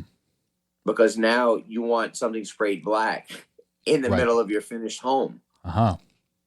What do you think that is? Like, come on, I'm plastering, you know, I actually sprayed I sprayed an island black and didn't cover the ceiling and repainted the ceiling. Ooh. You know, so it's a different price range. It's no longer like, you know, $10 a square foot or something. Now, you know, you're going to pay for all the prep and material. You know, if you got $500, you should set up and break down. Absolutely. Yeah. Well, so that's the thing. That's what I tell a lot of people too, because I don't charge enough for your system, right? Because it's not that, because we charge enough where we make money, but for you, it's all based on the system. So that's what I tell guys too. Because guys, that's why I ask about the price sharing, because a lot of guys are like, I don't fucking share pricing at all. And I'm like, well, we shouldn't all really have the same pricing, sort of. I mean, I guess there's going to be a base rate, you know, like a going base rate, but your company takes more than the next guy and this and that. So do you believe that that there really is an undercutting or underbidding? Because I don't really believe in that myself. I don't think so. I don't think so. Because again, I'm going to go back to, I'm not bidding against, I'm providing a service that is not really, it's second to none. So like, I'm not really bidding against somebody that's like me, because there is nobody like us. Mm-hmm. Nobody's providing what we do the whole process through. And like ZK just gave me another idea about the test samples. So now I'm just going to scan it. I'm going to put them in little things. Here you go. Scan this. Here's your whole job. See you later. Yep. Like a QR code. Now we set ourselves apart from Billy the painter. Yep. That's going to leave a 5-gallon bucket, half probably with a roller and a handle inside of it. You know what I mean? In your garage. So just the little things that set us apart. Because do you guys leave much repaint, or do you guys leave much paint at the site, like left over? Everything minus, I'll leave that much semi-gloss or trim paint, this much ceiling paint, and all the colors are staying. Anything that's there, labeled, marked. But again, on a repaint, you got 10 cans of paint left over. Yeah. Yeah, for us, we have to keep so much of it, because when we need to do services, there's nothing worse than ordering fresh paint to try and fix something previously. So usually a good chance it's not going to fucking match. So we always have to have extras, spray bombs. Sometimes it feels like a little bit of a waste, because sometimes you feel like you're over ordering, but it's better to have more than not enough. That's what we kind of working on, right? Mm-hmm. But touch-ups for us can be a lot of work. Yeah, no, it's lacquer touch-ups. Yeah, well, the touch-ups period. So when we get back into these houses, when they're closing them out, there's a lot of different colors sometimes, a lot of different products. So yeah, the touch-ups can be be a lot. I noticed that with your paints, that you're spraying everything. Everything's complete. The floor's not even done yet. It depends on the builder. So we try and get, it depends. Like, it depends on the specs, because if you go with engineered hardwood prefabbed, then they put that in later. But most of the McKinley houses are on-site hardwood, so they put it all in. They put their baseboards down. We tape it all off. Got it. They have their time when they come and finish, and So that's another thing too. Also, when guys are asking me about pricing and stuff, it's just there's so many variables, right? So many variables. It comes down to, I mean, it's not really, I look at it per employee. I mean, what that employee makes per day, right? So what I know that employee needs to make per day, I know what he needs to make for Fusco interiors per day. Mm-hmm. I know what the materials cost. So I know what the percentages are. And that's kind of what I base. Yeah. So like, I know it's going to take you one day to do this room. Boom, boom, boom, boom. This is what this room costs.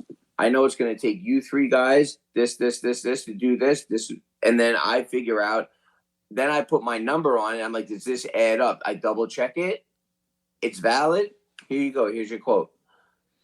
Yeah.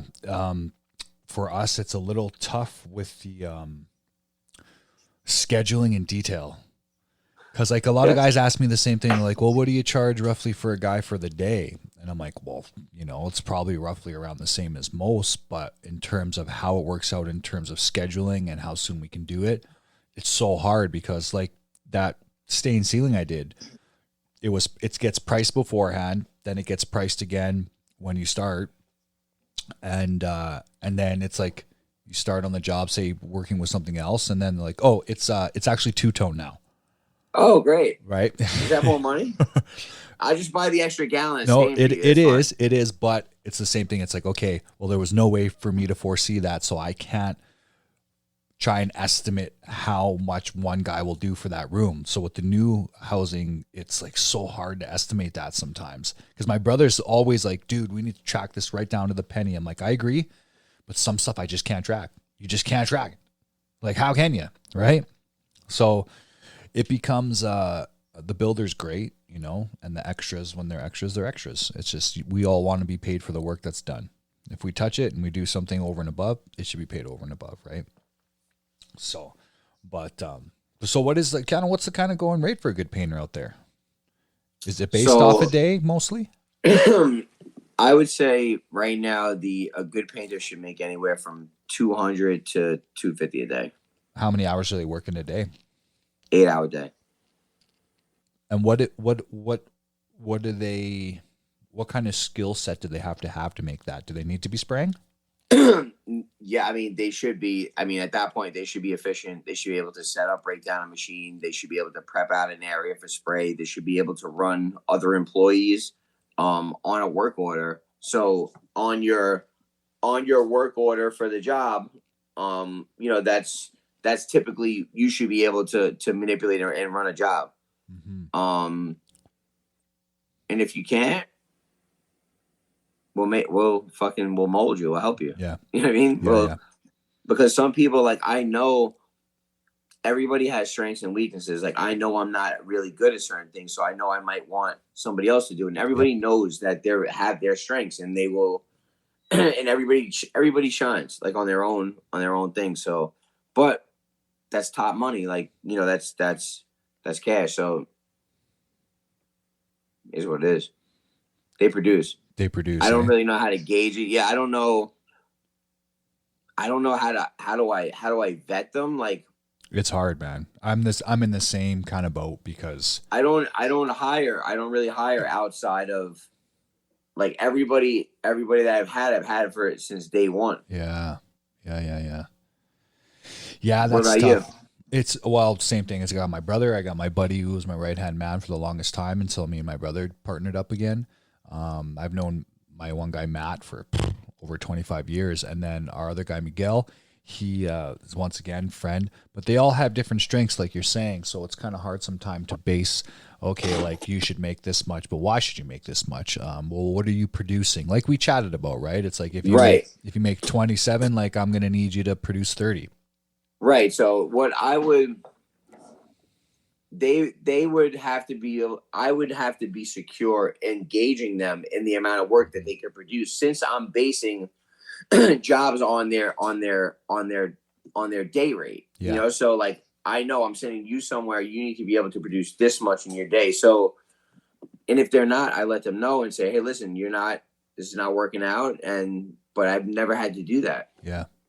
Yeah. Blessed, man, for sure. I've kind of had a nice small crew for a while. When we try and bring people in, it works out sometimes, but we're very particular and the work becomes very particular. So like, you know what it's like. I'm like, do I really want to invest in possibly teaching somebody like the guy in the last one podcast was saying, Ricky from New York. He's like, oh, so you're saying you're like a painter like me, right? You're like me if you're saying you're a good painter. And the guy's like, yeah. And he's like, and then I bring them in and they suck so bad. And I'm like, I have to say to them, like, why'd you lie to me, bro? Like, you would impersonate a doctor. You wouldn't impersonate, a lawyer. Right. Like, so it's tough. Like, what kind of qualities do you look for when you hire? Oh, well, I guess you haven't had to hire. For me, I want to see, we don't hire, somebody has to be referred to us. So we're not just going to hire. If we do get the DMs, which we have gone through, I want to see a picture of everything that you plan to bring to work with you on Monday. show me all your tools that you plan on bringing with you to work. Show me videos and pictures, because if you're a painter and you're on the level that I need you to be and that I'm expecting you, you should be videoing yourself and your work. And if you're not, there's something wrong, because then you have nothing to be proud of. So then I don't need you, because what are you doing? You know what I mean? Yep. If any good painter that's proud and takes pride in their stuff pulls up on some MDF built-in and they're like, oh, this is going to be mint. Hold on. Or take shots of them working, like, yo, get a picture of me doing this. Yeah. If they're the employee, 110%, bro. You know how many selfies I catch on Snapchat? Like, not on Snapchat, like on other people's stories, like of them like fucking around. Yeah. And it's cool. Yeah. But well, it's because that with that they're taking pride in their work. They want to see it back just for themselves too. Exactly. Yeah. So what I expect, so I want to pedigree you. Yeah. I want to hear, who do you work for? Let me talk to somebody. Let me hear, show me. Yeah. And then I totally make an arrangement. We make an arrangement on a dollar amount. You come in for the day, tell your other boss, you're sick or whatever for the day, and come see how we give it up over here, and guarantee everybody wants to stay. Our company is really, is really cool. Like we're all good. And it's fun.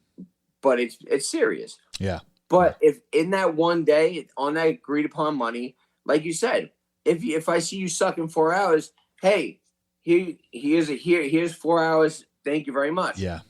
Or at the end of the day, I say, let me talk to you. I actually kind of like what I saw today. You did this, and this. However, there was this, and this that I really didn't like. So let's talk about keeping you what would keep you? Well, I was making this at the other company. Okay, I could I'll try to come lower than that, just to test him. Yeah. Because if he shot me higher, if he shot higher, I'll come lower. And then he's like, no way. Right away, I'll know the reaction. He's like, oh, can't be how. So no mama's way. Oh, so yeah. I'll be like, right away, I know. All right, he's not playing. So all right, Yep. so, all right, cool. So we'll make an agreement. Yeah. That's that negotiation shit right there, man. I don't know if you listen to many Audible books or read books at all. I don't know. Are you into that kind of stuff? Nah. No. Well, there's this one book that I listened to. Everything I learned is in the field, bro. Yeah. Well, I listened to this book. It's called The Art of Negotiating. It's called Never Split the Difference, The Art of Negotiating. And it's about an FBI negotiator who's now teaching people how to sort of negotiate. You know what I mean? And dude, if you're ever interested or you got a long drive, you should listen to it. It would help anyone with their company big time. Because it's like teaching you the psychology of humans in the terms of like, so what this guy's doing now is he's teaching people how to get that raise, how to get that job, how to get a deal on that car. Because most of the people are just yes men, like you're saying. As soon as you're like, no, it's got to be like this, a lot of times they're like, okay, yeah, right? I wish you could tell me how to shut the noise off of my head to the point where you can really read a book. Oh, dude. Because, that's my... I can't help you with that. Right, so I have a whole process. Yeah, I have a process to even get to be able to be serene enough to sit by myself to read. Well, I'm not going to lie. I'm not going to lie. I don't read too much anymore because it's a little, I find that I can listen to these books through Audible while I'm still working sometimes. Sometimes it's like goes right over my head and I have to re-listen to it. Like that negotiation book, I probably listened to it like 4 times, but also because I was studying it. But I don't know. Are you a ADD anxiety type of guy? Nah, just I realize this we've doubled in sales in the last year since Rachel came on. And we didn't hire any more employees. Ooh. And it's managed the way that it managed, and it's just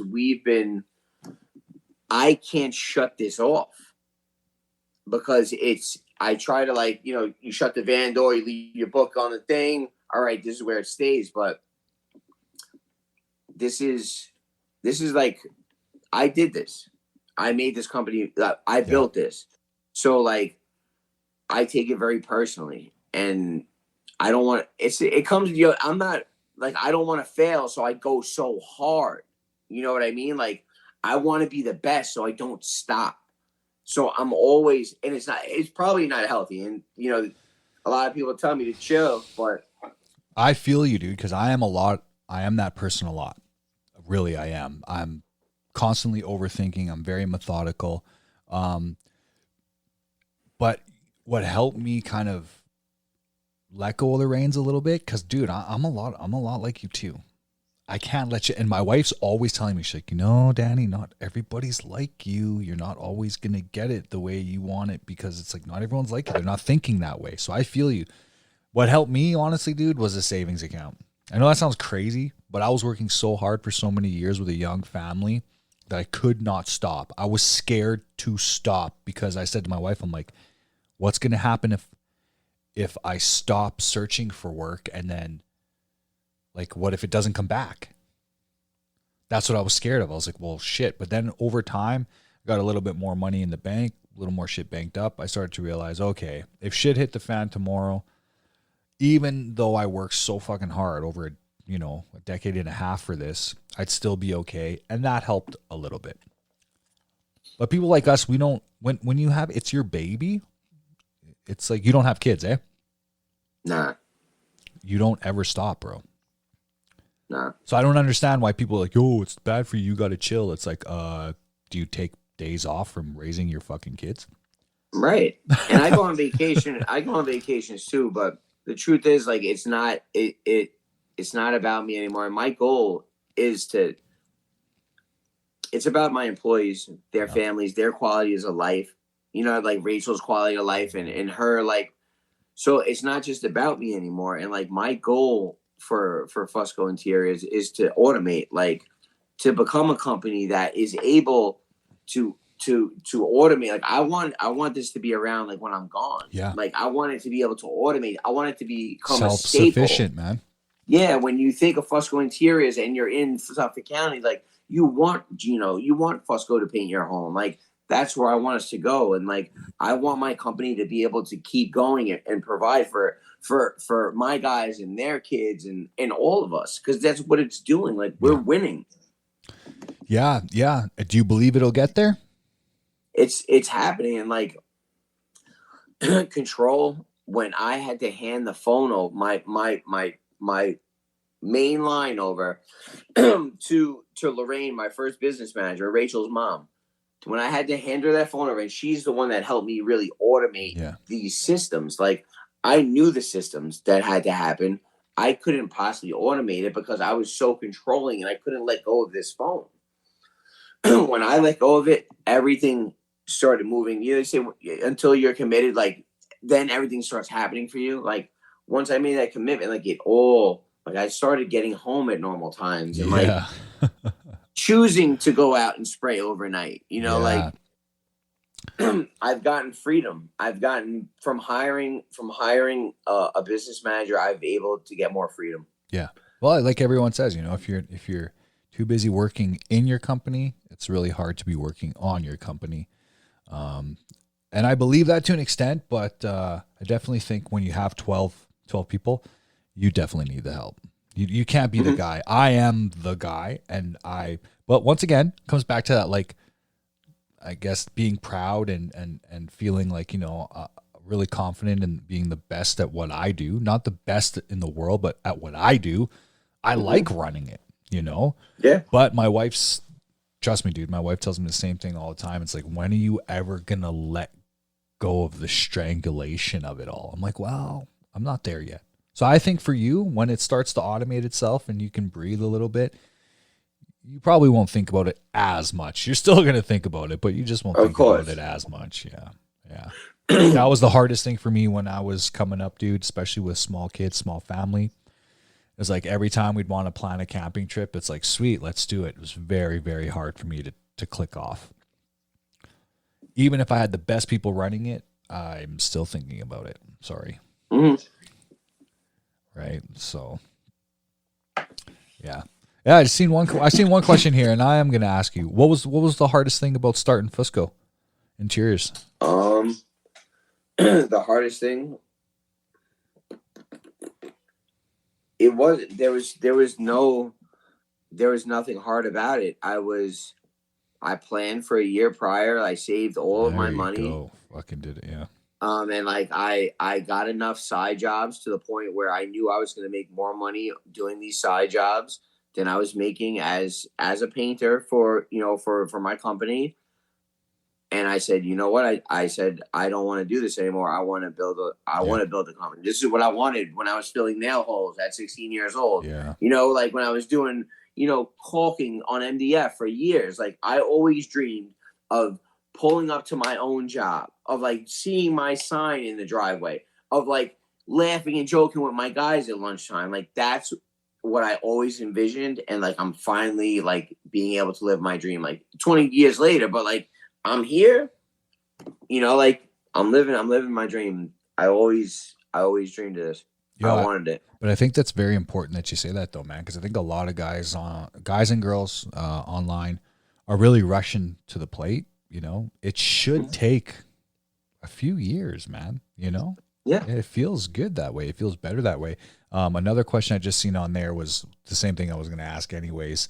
Because the one fellow on here, I think it was KS Interior, said like any advice for the solo painters. But I think what Gino said is if you're on your own and you're trying to build your company, I always tell people build a bankroll because it'll help you get the jobs that you want. Like you said, you took a year to prepare to get there. And so many guys are jumping into this and then they're wondering why they're losing. They're wondering why they're this, they're wondering why they're that. So it takes time, y'all. So I tell people, anything good takes fucking time. I think some people are in a demographic where it's so busy that they can really expedite being successful a lot faster than most. But same thing with me. It took me over 15 years to get where I am. You got to pay your dues, bro. Yeah. You can't listen. You cannot just pull up. You can't just pull up and not have no history. Like I want to ask about you. I know bullshit. So like I'm going to look, I want to see, like I can tell, you know what I mean? I can see something and be like, damn, yeah. I'm not going to let it be known, but I was like, damn. Yeah. You're like, damn, top line's not fucking charging enough. I realized. You made me bid this Bilton. Did you make money? Yeah, hell yeah, I made money, but I should have charged a whole lot more. That shit was 10 feet high. That shit had some shit that went this way. Yo, let's chat about that for a minute because that actually makes me curious because when you said that, a piece of me was like, am I not charging enough? And then I start going back to the data in my head. I'm like, no, I think I'm good. So do you base it? Because here's the thing. Here with some of the builders, the reason I don't go, I have a base linear footage for built-ins when it's on site, okay? But when it starts to get taller, I don't charge more because I hate the builders are like, okay, well, it's only 2 feet high then. So what are you charging me now? And I'm like, it's never going to be 2 feet high. Well, sometimes they're not 2 feet, but they're 3 feet. So if you got a window bench in a bedroom, right, it's not as tall as a vanity. Yeah. So they're always like, if you got to give me a deal. Are you going to charge me more now for adding 10 feet? It's only, and I'm like, bro, but think about what you're giving up. Like that's the thing. It became a give and take situation. Well, yes, and it came down to the cost data tracking that I literally had to stop and be like, okay, it actually takes this long to do it. This many man hours, this many gallons. This is how much it actually costs. And when I did all the math, I just found a middle ground. Yeah, because I was competing with so many other people in the new home construction area that when I'd be like, it's it's $200 a linear foot, they'd be like, you're like up here, and the other guy was like down, and I'm like, well, what's the other guy giving you? Oh, we're not sure. I'm like, is there shelves? Is there door fronts? Like, what's going on? I have no idea. I'm like, how the fuck am I supposed? Yeah. What are you bidding against, right? So that was a problem. So I just found a middle ground and did the math and realized like, okay, yeah, we're good here. We charge extra if it's like a great room. Like if I come into a house and it's like, there's 3 sections of scaffold for this great room. There's 40 windows on this wall. Yeah, that gets extra. Yeah. Yeah. Yeah, man. Oh, I see. So you had 10 foot high. Yeah, she was big.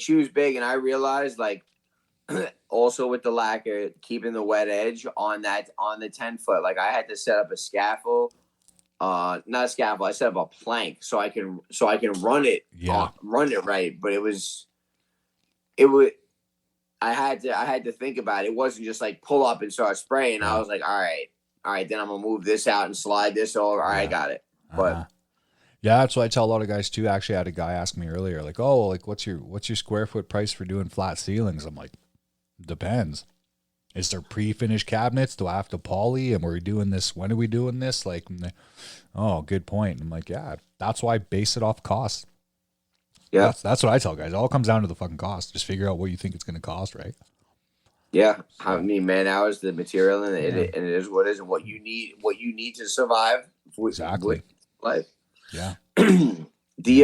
We're actually getting into super high end residential, but they're subcontracted from the mammoth, like like the biggest baddest painting company on Long Island. So the owner gives us some stuff. So now I'm trying to figure out, because he bids his job. I come, he tells me basically, this is what I got. Can you do it? Mm-hmm. You know what I mean? And then it gets down to tight. It gets down to tight numbers. Yeah. However, the percentages are dead on. You know what I mean? Like, and everybody has to be on point. However, there's other projects, and I'm talking about like other substantial projects in line with this. So do you try and give a break in the beginning to get more work later? But do you think that could shoot you in the foot? No, because I don't even think it's giving a break, because he already went in and sold this job. So he's at this number. He knows he's buying all the material. He's at whatever for material. This is what I got. And then I come in, I say, no fucking way. I need this. I got you. All right. Then we agree. However, I'm already signed. We're already in motion on other projects of this caliber. Yeah. So it comes down to, do I want to just move it fast, get in, get out? I'm not making the percentage, the triple percent I want, the triple up I want. Yep. But we're moving, I'm getting the exposure, and we're still building relationships. Like, this homeowner loves me now. Gino Fusco vans all through the neighborhood. Yep. So now I'm pretty sure I would not break our unwritten rules. But if Mr. Komasikiam were to call me, I would say, hey, I'm going to have to call you back. I do have to clear it with, hey, Mike, I got a phone call from Mr. Komasikiam. Hey, great. Have a great time with him. He's a pain in the ass. Give me 10%. Bye. And for those that don't know, Komasikiam is, what's his name? Yeah, what's his name? It's like Komasikiam is like anything. It's like whatever. Yeah, that's true. Especially depending where you come from in Italy. You know what I mean? It's like one word means like 7 things sometimes. Exactly. Yeah. The Spanish dialect is very, very, very similar to Yeah, definitely. Yeah, definitely. Yeah, no, I know. It's a tough game sometimes. I don't know. I still get a lot of people that think like they would never touch new custom homes. They just hate it. They think there's no money. And I can see why. Because like you said, there's few and far between good builders sometimes, right? So it can you have to be efficient. You do. You have to be very efficient, actually, which is why it's hard to get people pricing sometimes, because I'm like, yo, it's like there's unforeseens that come all the freaking time. So I can't really tell you. You know what I mean? Mm-hmm. I can't really tell you. So, but yeah, definitely. Well, you guys look like you're busy, man. So that's a good thing. We are, man. We're super grateful, fortunate. We're not really big into the giveaways. We're big into the give backs. We try to like, at least once or twice a year, like do a give back for like a family, like not family, like family in the community type stuff. Trying to give it away in order to keep it, like all the principles that got us here. So just a lot of gratitude, Rob. Yeah, well, that's good though, man. I see that you guys are busy and you're doing multiple things. You got a good crew. Looks like you got nice system going, man. If you could give any advice to people that were maybe just advice, period. Because there's so many things that you could say about if people want to be successful in this industry, is there any advice you can give them? Yeah, I would say my main advice would be the invest in yourself, invest in other people around you. Because I'm only able to go as far as the people around me will allow me in reality. Yeah. Like my team, like, so they're going to give me the people around you are going to give you the momentum to get where you got to go, or they're not, or they're going to hold on to you. So like, I make very careful investments in because I invest my time and like, bro, I'm never getting any of this shit back. And like, my shit is valuable, bro. Yeah. My time is so valuable. So I give it to people and I'm very careful about who gets it because I'm investing in you. I'm investing a skill, something that you're going to be able to, bro. One of my old painters has his own company now. And I'm so happy to see this. I'm not a hater, bro. I'm grateful that he was able to level up for him and his family. And eventually he's going to have other employees and he's going to do what I'm doing. He's going to be able to provide for 11 other families. Absolutely. So like, that's what it comes at. Invest in the people around you. Like, I can't do what I do unless the people on my team did what they did. And that's point blank. And for the solo painters, like, you should never be a solo painter. Always get that one investment, that one kid, that $100 a day, $25, $150, whatever the range. Keep him with you because he's going to be your arm. He's going to be that sponge that's going to learn everything if he's serious. And then that's great advice. That's the start. That's the start of your company. That dude that's riding next to you in your Honda Civic, like me, right? That 91 Jetta. Big Stretch was his name. He was like 7 foot painter, Chris Ware. Oh, he was my first investment. Yeah, and I invested in. He was pretty good though, but he would be somewhere, and then I can build my business to go get more jobs, and then eventually get one more guy, and it. Don't rush it. Don't rush it, man. You're going to ruin it. Don't rush it. I 100% agree with you. I think everything will come in time. And definitely try not to bite off too much, right? Because that can be fucking dangerous. Invest, bro. I think if I could say anything, just invest, get a rep because that's their job. Yeah. I don't know if anybody knows Sherman Williams and Benjamin Moore, PPG, Bear, these companies, these multi-million-dollar companies have these representatives of their products that are paid money and given budgets to give us shit, to come to our job sites, to make our lives easier, to make sure they can help us set these systems up. Yeah. Delivery systems. So I'm not going to the paint store as, like we said, a $15 an hour employee is somebody who I sent to the paint store to go get shit. Yeah. I'm a $50 an hour employee. I'm not going to the paint store. That means I'm devalued. Yeah. Why would you send me to the paint store to pick up paint? I don't make money there. I'm not making it there. But their job, Sherman Williams and the reps, all these reps are to invest in us to make our company bigger so we can buy more paint and we can feed the beast. Yo, your reps are fucking solid because I see you're always hashtagging them and tagging them and they look like they take mad care of you. Over here, I don't want to trash them, but they fucking suck. Really? Oh, fuck, dude. It's like when you call me to take me for lunch, it's because you're not hitting your numbers. That has nothing to do with me. So you should be calling me like every other week if it's really having to do with me. Instead, you call me once a month. Hey, let's go for lunch. It's like, what do you need me to buy, bro? Really? At least where I am. Our reps are motivated a little bit differently, but I think I talk to my rep Rich the paint rep. Shout out to him, Long Island's #1 paint rep. I talk to him daily, and he talks to my office daily. My office is in communication with our home store, Sherman Williams, every day with orders, with deliveries, getting sent to the job because we're not picking it up. It should be there waiting for us. No, so here it's based off if you're fucking a big fish or not. Then they're gonna deliver it. Yeah, man. So it's cool. Like it is bullshit actually because when I when we ended up starting doing McKinley again, I called my one Cloverdale rep and I was like, yo, we need to sit down because I need to just make sure my pricing's right on these products. These houses are getting bigger. There's only going to be more. We need to sit down and talk. You think I ever heard from this fucking guy again? I know. And I'm like, yo, and now that's when I start to get a little cocky. I'm like, yo, you haven't seen me on Instagram? You know the fuck I am? And they don't give a shit. It's like, how much money are you spending? Oh, yeah, no, sorry. You see that company over there? They're ordering the paint by the pallet. So get fucked. And I'm like, okay.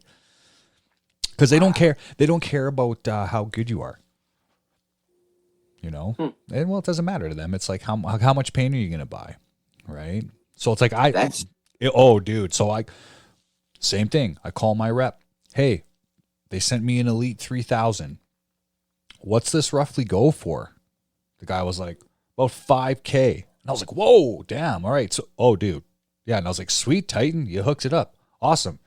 Okay, cool. Well, what would I get a 440 for? You get it for about this much. Okay, cool. I'll take one. Go there. The guy looks at me. It's all in pieces. I'm like, yo, the rep said you guys were going to set this up. You know what I mean? Same thing as you. I'm like, I don't really have like that much time. Like, and then they wonder why I go to Lemmer. Exactly. Because I'm like, so you don't want to set the machine up. You're giving me attitude because, and the guy was like, we don't do that. And I'm like, well, then your rep shouldn't say that. He shouldn't say, hey, John's going to have it all set up for you when you go pick it up. I'm like, okay, I went there. Nah. Yeah, man. I'm just like, you guys are hilarious. I don't know about over there. Bro, I will write a letter. Dude, I will fucking go Karen. In customer service is fucking dying. There needs to be a company for that. I swear to God. Well, it's true. It's like, yo, am I bugging you right now, Susie? Because you look a little annoyed that I'm asking you for 3 different types of tape. It's your job. Bro, It's some people, it depends where you go though, because like I have stores where I go to where everyone knows me. It's great. But when it comes to the sales rep, when I have to call and be like, yo, I need better pricing on this, I need better pricing on that, I shouldn't be chasing you around. But I do. Chase them all the time. Yeah, your reps are freaking awesome because I see it all the time. I'm like, damn, it's like fucking bringing them the pain if I can do this. I'm like, it's bullshit. It's bullshit. Well, they're also providing referrals as well. Like these stores are gold mines because this is where these homeowners are coming in. This is where they're coming in to shop for their wall coverings, and in the right area, these stores are gold mines. Yeah. That our Huntington store, right at the edge of Lloyd Harbor, is a gold mine. I could probably just sit there and just run my card and approach every Maserati or Lamborghini, right. not Lamborghini, but you know, and just say, hey, how are you today? And I guarantee you I can make a sale in the parking lot because of the location of it. Yeah. How many people are in Long Island? I don't know, too freaking many, man. Really, hey? Yeah, there's only a million. There's only 1 million people here, so there's so many paint stores that it's funny because here it's designer based. You really got to get in with these designers if you're not in with a high end builder, you got to get in with a high end designer because the clients, some of the people here, they're not, they need that. It's hoity-toity, man. That. There's a lot of oil money here, so it's like if you got money, you ain't fucking lifting a finger. You're calling the fucking designer. But at that point, it becomes to be able to say, my designer. I have a designer. Oh, dude, it's very pretentious. When you're spending $20-30 million on a home, a lot of times these people are buying homes because they need to look better than the next guy. That's awesome, man. I love those people. Yeah, I love those. I love them. And it's just like, okay, sure, you want to do that? Fine. Yeah, you want to spend money? Definitely. But it's when the designers come into play when they're all like, this is what we want. And I'm like, you can't really do that? What? Like, nah, you can't really do. Like, they have these crazy ideas sometimes. I'm like, how the fuck are you thinking that's going to work? So, yeah, it's crazy, man. It's nuts. Here, I'm really blessed that we work for a number of good builders because the rest of them, it's few and far between, bro. Few and far between. They want you to do everything. Everything. Yeah. I don't know. I've seen recently people installing one-by pre-primed finger joint casing as almost like a paneling. And just sticking it on the wall? Using it as a faux paneling, direct, like applied molding to sheetrock. So yeah, hell yeah. You know the finger joint, I've seen. I'm like, why? Why would you put finger joint here? And then I've seen people skim coating it all with wood filler. And exactly, and I'm like, this is the quality of the builders that we have though, because they're getting 1 million linear feet instead of buying poplar. Like, bro, you're building a custom home, and you're putting all MDF base molding. You know what I mean? MDF base molding, and then fucking 1x trim, dude. It's not everybody's created the same. Well, they're not all created the same. And here and a lot of people think if they just throw custom in their name, then it makes up for it. Oh, we're a custom builder. I'm like, oh, okay, yeah, sure. Design and build, custom design and build. Yeah, you know, I don't even know what the term is that they use. I can never remember. But if it's like, if this house is spec'd at $2 million to build it, it will be not a cent more.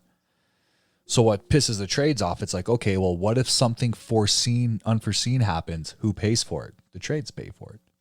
Of course. Yeah. So it's like, you got to really watch out who you're going for. And that's why I stopped actually going after builders, because it just turned into, what's your price list and how fast can you do it? Right. Can you start tomorrow? Exactly. And it's like, yo, don't you want to know anything about? Nope. So also with builders that I've noticed, when you become their painter, you also become liable for any punch list touch-up shit that they have on any existing job currently going on.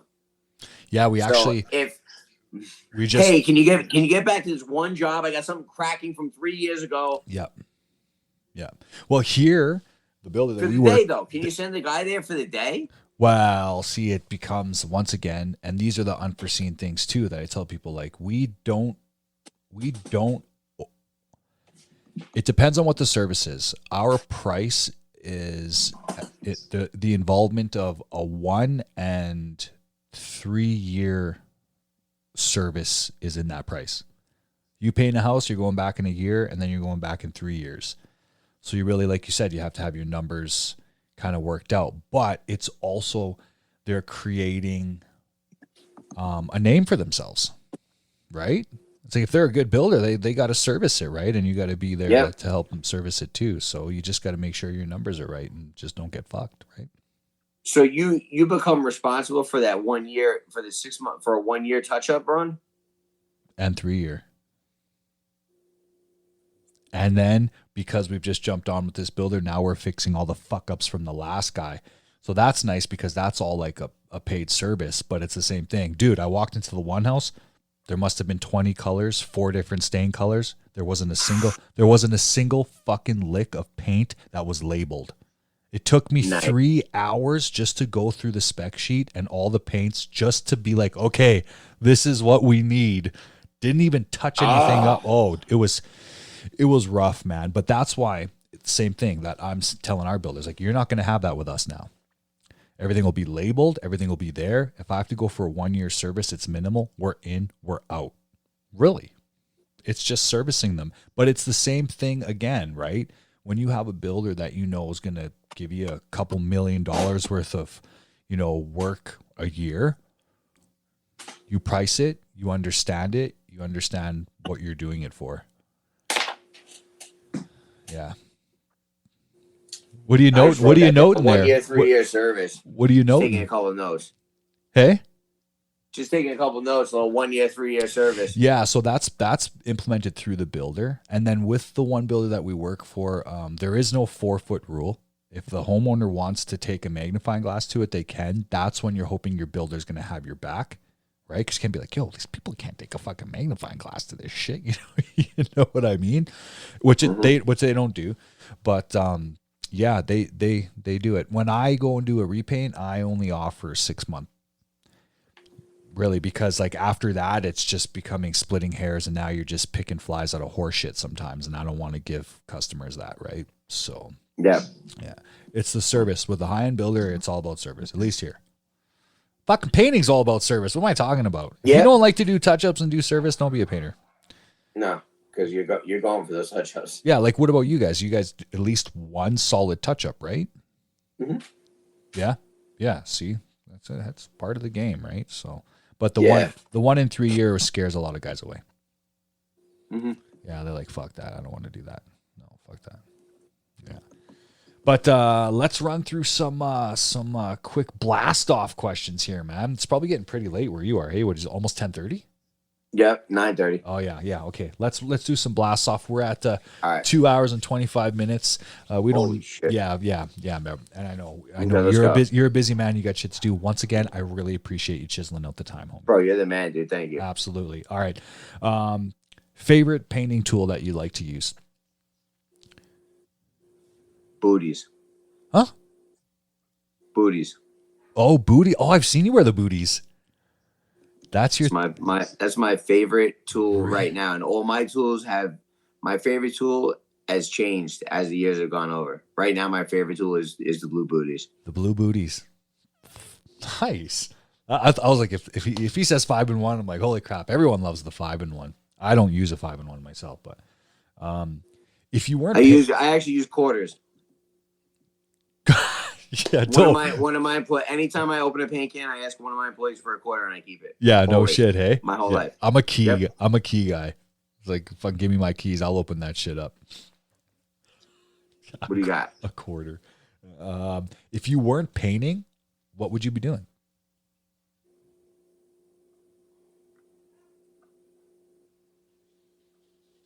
I'd be painting. Yeah, hey. What are you talking about? No other type of business, like a dream. Like if you weren't painting, is there something else that you'd rather be doing that tickled your fancy? Like, are you into anything else? What other kind of business would you have? I'm in the business. I love what I do. This is it. This is my calling. My calling is this. Okay, if you could have any side hustles that weren't painting, even if it was just a dream, do you have anything that you'd do? Sell Gucci bags, anything like that? No, hey. You know what? Go, you got to have a dream. I love a little fashion. Bit. There you go. I love fashion, and I love good street American local fashion. I see. I do like some of the bigger designer shit, but I like graffiti. I like culture. I like that stuff, man. I like culture. I like rap, R&B. Yeah. Our culture. Like our culture. Hip-hop. Sweet. Yeah. Fucking, you could have like an art culture magazine, bro. Yeah. You could like feature artists and stuff like that. That'd be fucking sweet. Painter whites, yay or nay? Do you make the company wear painter whites? Yes. Yeah. Okay. I don't. You don't? No. Always matching though. Always, my kicks are always matching my surf prep or my Sherwin jersey is always. I'm always looking right no matter where I'm at. Nice. Tucked in, laces tucked in, belt. Yeah. You a tuck your shirt in guy or leave your shirt untucked guy? Innie or outie? It depends on the estimate. Okay. But no, I'm just kidding. I'm not tucking my shirt in. No, hey? No, fuck that. I don't tuck my shirt in. I don't wear painter whites either. I just don't like Dickies at least, but that's just me. Yeah. What kind of brushes are you guys usually brushes and rollers? What do you guys like to use? We are using Purdy Nylox on any of the trim, really soft bristle, also Corona. I don't want to get crucified. Another like Nylox Corona brush, very, very soft for trimmer doors. Man, if anyone were to crucify, it'd be retarded because it's to each their own. I don't know why people do that. I was like, that's the shittiest brush. Bro. I'm like, I just got introduced to HPG brushes. Did Is you that like correct? it? Yeah, I've tried it. Yeah. Bro, I have to be honest. I've never. It was given to me to use, and I spray. And like, if I ever have to touch that roller or brush, it's a problem. And I haven't had to use it. Like, I've been good, no runs or drips, man. Gotcha. She's still looking at me all the time. Like, haven't had to pick her up, man. Yeah, I used it. It was different from what I'm used to, but once again, I'm a stickler on the 2-day review. I don't think you can give a proper review after using something for 2 days. So Nope. I'm gonna fucking Nope. put it to work, right? So far so good. So far so good. I like Purdy. I'm a pretty guy too, man. I've never, and I mean, I'm in Canada, and I've heard a lot of people complain, and they think, oh, the states don't make them like they used to. This and that. I'm like, hey, I have no problem with Purdy's, honestly. But then again, dude, I'm that cocky ass motherfucker. That's like, give me a toothbrush. You want to see me paint this fucking house with a toothbrush? Give it to me. Chicken or beef, bro? Chicken. Really? Yeah. The prosciutto. I mean, bro, I eat everything. I don't care. Yeah, I feel It's that. not even a fair question. If you could start a bit, oh, we asked you that. What's one of the most painful things you've ever had maybe said or done to you in the painting industry? Have you ever had a job and then someone's like, you fucking suck? What?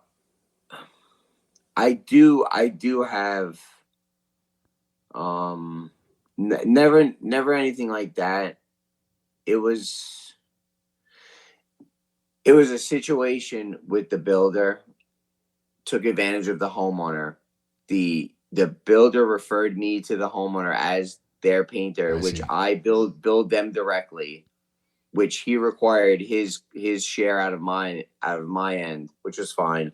But when he took advantage of them, I was viewed as an outside as his painter. So Yeah.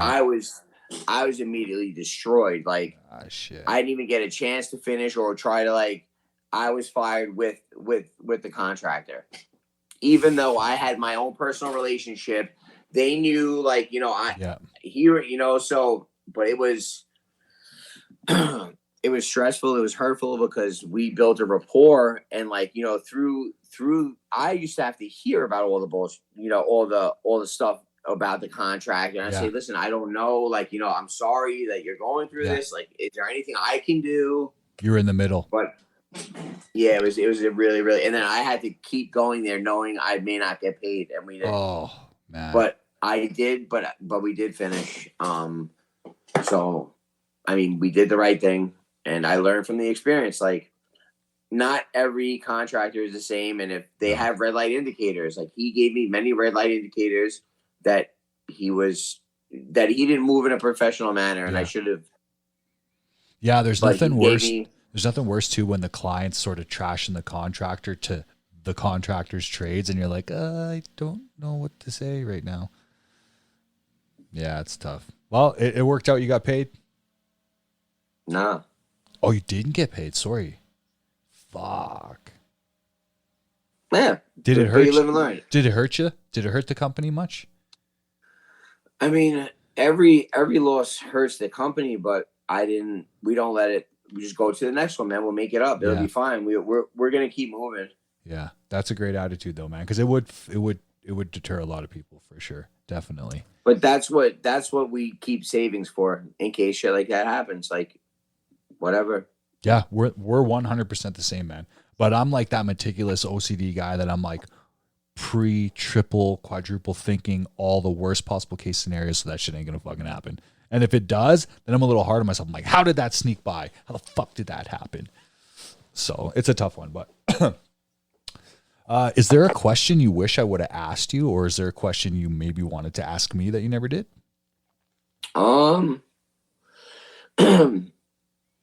Nah, is Paul your real brother? Paul's my real brother. Is that the homie?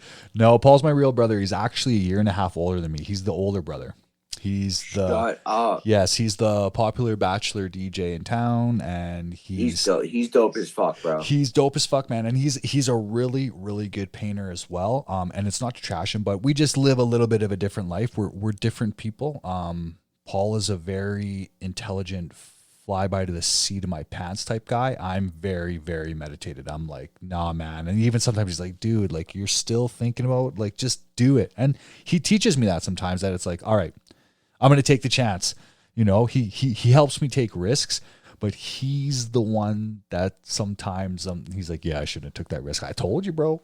You should have thought about it. You should have thought about it 50 times. But yeah, and it's great to work with him. And if anyone's wondering, the Repaint YYC, that is his account that we started mostly because I was giving a lot of work away that I didn't want. Like when I get quotes and he's like, dude, why are you just giving that shit away? I'm like, because I don't want it. Like I don't want to leave this, 15,000 square foot house to paint like 3 walls. He's like, dude, just fucking give it to me then. I'll go do it on a weekend. So I was like, all right, well then, yeah. And then fine, start Repaint YYC. But yeah, he's doing nice things over there, man. Yeah, nice things. He really likes you too, man. He's like, oh fuck, I talk to Gino Fusco all the time, man. I'm like, yeah, no, good guy. And I think he's dope because he's like a DJ too. I think that DJs have like the coolest, have the coolest live. Yeah, well, that's kind of a little short story. That's kind of why. So we learned together. We subbed for years together, and then when my wife got pregnant, we could both see that I was kind of going in a different way than he was. So he was the one that was like, yo, bro, like, it's not fair. You're trying to kill it. I'm a bachelor. If I want to work 4 days a week, I can. So we kind of went our own ways for a while. No hard feelings. But then when shit slowed down, we always tried to keep each other busy. So it's a great thing. Yeah. That's dope. Yeah, it is dope, man. It's nice. But sometimes it's hard to work with family. Let's just say that. Coffee or tea? Coffee. Yeah, espresso. Espresso. Yeah. Are you an espresso in the morning guy? One and you're done? You don't bring a coffee the rest of the day? I make a whole pot of Bialetti. So I leave the house with a glass like this. Gotcha. And I drink that probably before I get to the job. And then coffee. So yeah, heavy coffee. I'm the same. Sweet or salty, bro? I'd be salty most of the time, but I'm sweet too. It depends on how you talk to me. Yeah. Talk to me nice. Talk to me real nice. I'll get it. Oh, you'll get, but just no slimy in there though, right? Salty. It's gonna get weird. That's some Chicago bitch right there. Fuck. Sweet. Nice. Okay, cool. Is there a color you hate fucking painting more than anything? Tricorn black. That seems so fucking popular nowadays. She's a bitch. It's everywhere. She's hard, bro. She's not easy. Yeah. Any dark colors are such a pain in the fucking ass, especially with the lacquers. I don't know if with the Sherwood, are they making your dark colors for lacquer in a clear base? No, we're not even getting it from them because their dark colors have to come from company, from the whatever factory, wherever in Minnesota, wherever the hell they are. I see. They can't even tint. They can't tint dark colors here. It has to come custom from the factory. Yeah, most of the time here, the dark colors are clear base, so it makes it a bitch. So I totally understand. Yeah, like onyx, anything like that, straight black, it's a pain in the ass. The one that we're going into next, it's a 2-tone window, so it's gonna have an interior jam black, and then the trim will be a different color. And I'm already like, Painting Niagara just did a 2-tone dope ass window, black with I think like a wood finish around it. Ooh, so nice. That'd be sexy for sure. Yeah, definitely. Yeah, I hear this one house we're going into next, it's all dark. It's gonna be so dark. Dark. That's all they want. But there's a lot of oak, so there's a lot of stain going in there too, which will be nice. But I hate painting cloud white. I just fucking hate it. It just doesn't cover. Fucking hate it. It's terrible.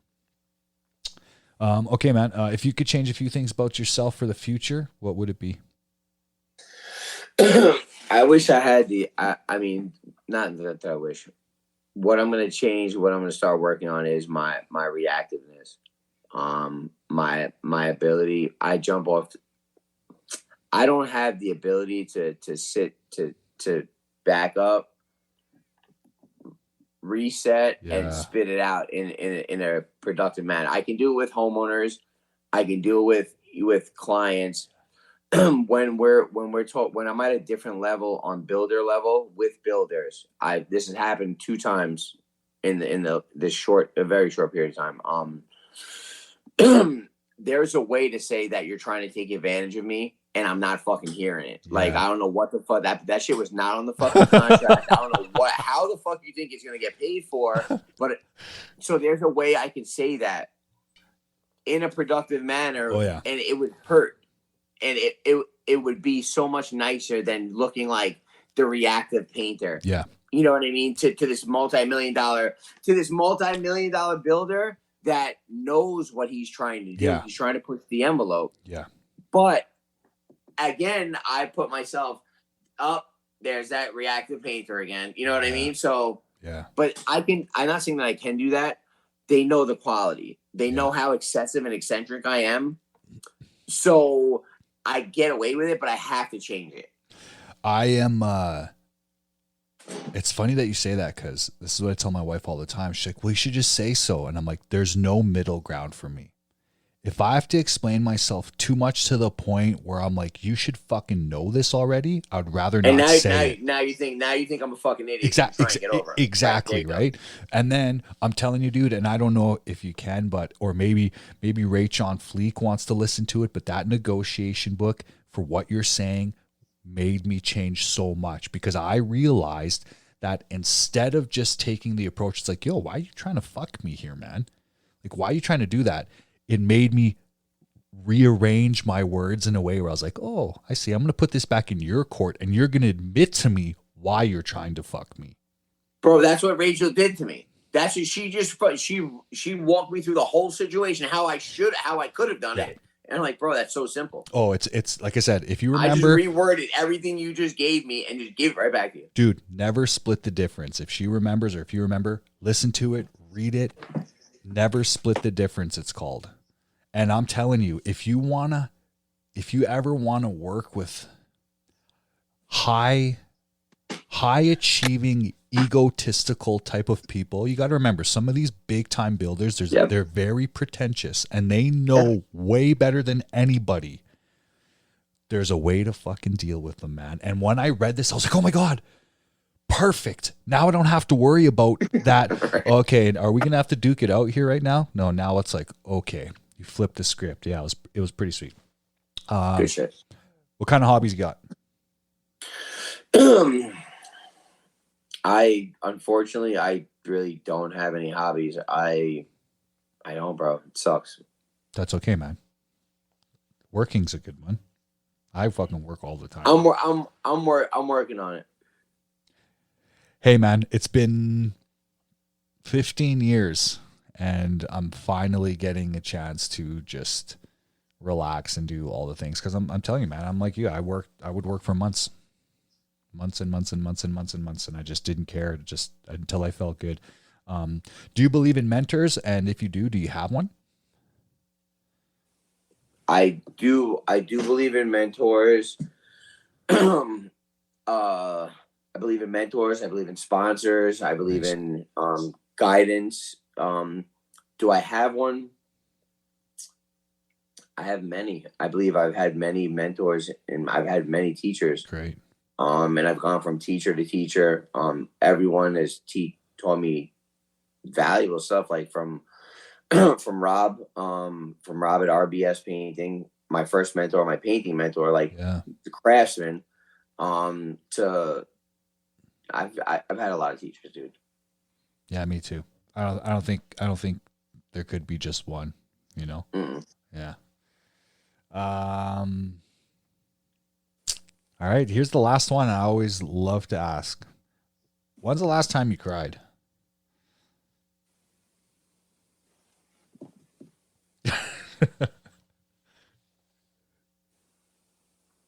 Thursday the 24th. Yeah, what was that? Invoice day? No. I had an appointment I had to take care of. But yeah, the 24th. Okay. Yeah, I feel you, man. It was actually it was actually joyful. It was joy. It was joy. Finally, a point in my life. It's something that brought me so much pain for so long that I was actually able to see the light and be happy finally. Yeah, that's good, man. I'm glad you're happy, dude. Definitely. And I'm really glad that you said you would do this. Thank you once again, man. I've gone through all the questions. I know it's getting late where you are. I don't want to keep you too much longer. Like I said, we're at 2 hours and 45 minutes. Another motherfucking Joe Rogan podcast. But that's it, real. But honestly, I do think that people that listen to this do get a lot of value out of the guests that come on here. So I appreciate it, man. I value the stuff you said. You've said so many things to me, even in the short amount of time that we talked yesterday and today, that I'm like saying like, fuck yeah, like he's so right. So I appreciate you, man. It's great to, you know, chat with you finally in a live, and it's a pleasure, you know, having the friendship, man. So I appreciate it. Yeah, I appreciate you as well. I appreciate everything that you do for the community. And like I said, it was an honor. I really admire this craft and what you do. And thanks for helping me price out that built-in 3 years ago, man. Yeah, no doubt. I'm glad that you figured out that I was too cheap. I think it's probably just up there. Maybe Long Island should be. I think we're just higher. Yeah, on a lot of things. And honestly, that's probably something we could talk about behind closed doors, because sometimes I do wonder. I'm like, you know, like I honestly do wonder if there's a difference in the States, because so many people from the States are always telling me, dude, if you came down here and did what you did, you'd be a multimillionaire. And I'm like, really? I'm like, I don't. So, because it becomes a half and half, that so many guys are like, oh, fuck, you builders down here are shit. So I'm like, what, I have to do repainting? Because, you know, another guy said, like, if you were doing your high-end spraying down here, you'd make so much money. I'm like, but apparently it's really hard to get that work. So, you know, but I don't know, man. Good? No, I'm good. I'm just gonna stay in my lane, bro. That's what I'm doing too. And I don't ever want to really, not ever. It's like, I don't want to like sell everything here and move to the States. I just, like I say, I just appreciate that people can learn something from me. So if they think that, great, awesome. I appreciate everyone, really. All right, brother. Yeah, I appreciate you. Have a good evening. Yeah, you too, man. We'll talk later, and all the best always. Always sending much love to Fusco Interiors, bro. My man. Thank you, dog. Have a good night. Yeah, you too, dude. Good night. Come on over to sunny Southern California.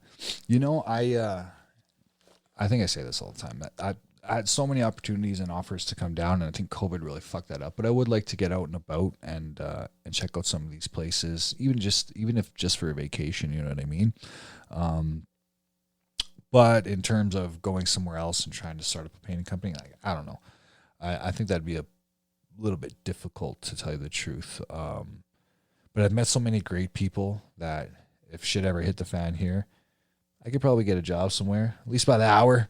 You know, I'd be okay to make that $600-700 a day. But once again, y'all, that was Gino Fusco from Fusco Interiors. What's up, Durate? How are you doing, man? And thanks for tuning in to another episode of Real Paint Talks at PSC. I hope you guys are all doing well, and yeah. Always great.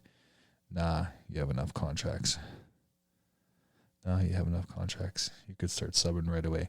Well, I only got a couple, you know, and the builder that I work for right now, they're pretty busy. One of them. But the problem with the big homes is we're always, not always, but we got to wait sometimes. So after this next job, the one after that, I think it's about 12 or 15,000 square feet. So it'll take a while till we get to that, right? Vermont Painter, what's up, homie? So that you know,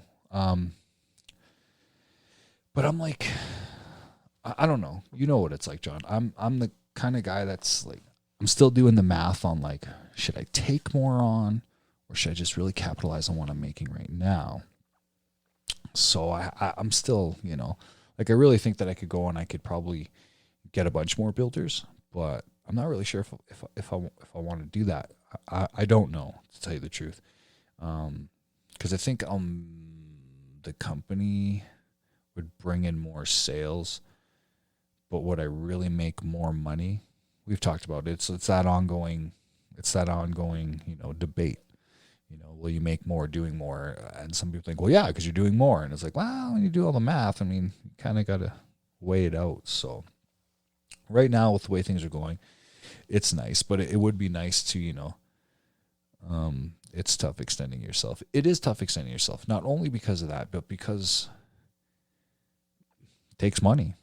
It takes money to make money sometimes, you know. So if I want to do 2 or 3 mansions at a time, then, you know, it all has to play out nicely, that you can keep it going, you know, because like I've said before, getting the work and making money, I shouldn't say getting the work is always easy, but making money can be easy.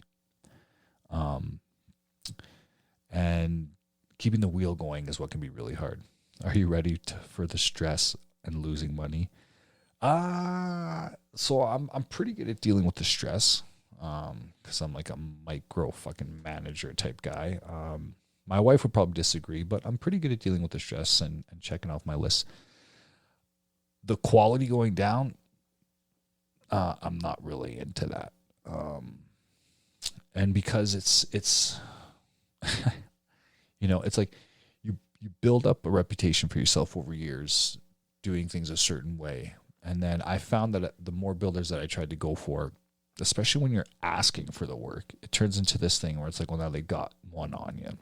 I would rather people, you know, need a good painter as opposed to me trying to sell to them like we're good. Because then when they're coming for you and they're looking for it, then the value of it changes a little bit. Where it's like, okay, they really want this. They don't just want my price sheet, right? They want certain things. Yeah, big payroll is scary sometimes. Oh yeah, yeah. And at one point I was up to 8 or 10 guys, and that was like, even just thinking about it now, scary. But I'm not really interested in that. I think if I had and I think a lot of people will agree that finding the right team is an ongoing thing always. You're always trying to look for the right people. But you want to leave them be, and then you get the call from a customer, your guy didn't show. Yeah, well, hey man, and there's nothing worse than trying to book jobs too, and having a scheduling, and it's the whole juggling act, and you need people to follow through for you. And that's what I was going to say. I think that if I could be blessed with a few more really hard workers, it would go a certain way. But also comes down to that, not the stress of running it, but the stress of, I don't want to have a turnover. I don't want to scream and yell at people. I don't want to have to tell people shit that they should already know. Do I want to train people? Yes, sort of, you know, but that becomes a whole nother game in itself, and I fucking hate that. I really do. Such is life, yeah. Losing one of mine, and that's what happens actually. That people move on or things change, and that can be really hard to foresee when you're trying to take on more work and do more things. So it's something that I really think about a lot. I am a strong believer in capitalizing on what you're making right now. You know, because for example, it's like you work for a year. Well, that year you still worked. You still had money come in. If you're looking at it properly and you're doing your numbers properly, that year worth of work and the wage you made through that year isn't worthless unless you're just using it to pay your bills, living check to check. And that's a little pointless in my opinion. You want to try and reinvest, not just company wise, like what you pay yourself. You want to try and use the money that you're making wisely now. Because like I said, it's like there's always time to like, I need to make more money. But then are you just chasing that lifestyle? You know, you're chasing, I need to make this much because I need to now. I never really wanted that, which is another reason why I don't want the big payrolls. And then once again, there's only 1 million people here, so you need a handful of builders to keep you consistently running nicely. You know, you wouldn't just be with 1 or 2 builders having back to back houses. It wouldn't really work. At least that's what I've been finding. And I'm not really much of a sandbagger. We're power in numbers type of crew where we all like to, attack stuff together. Because there's nothing worse than, one guy having to fucking sand a ton by himself. It's a little deflating. So we're a power in numbers type people. But finding that candidate that actually wants to learn is tough. The guy I've been with for me about 3 months continues repeating myself, and I hate it. Well, that's just the problem. I freaking hate it too.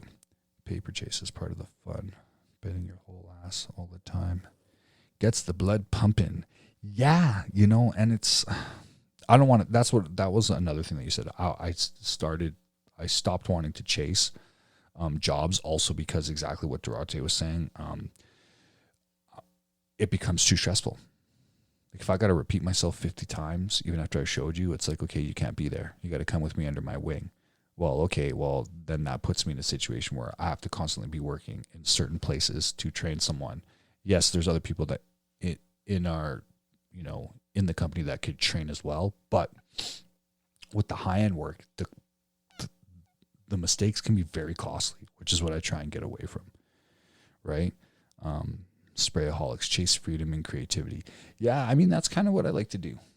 I just really do the math on the numbers of the money that I do make and that I can get and just invest it, you know, because even if I don't have a painting company that's running itself in the next 10 years, I'm not worried about my future.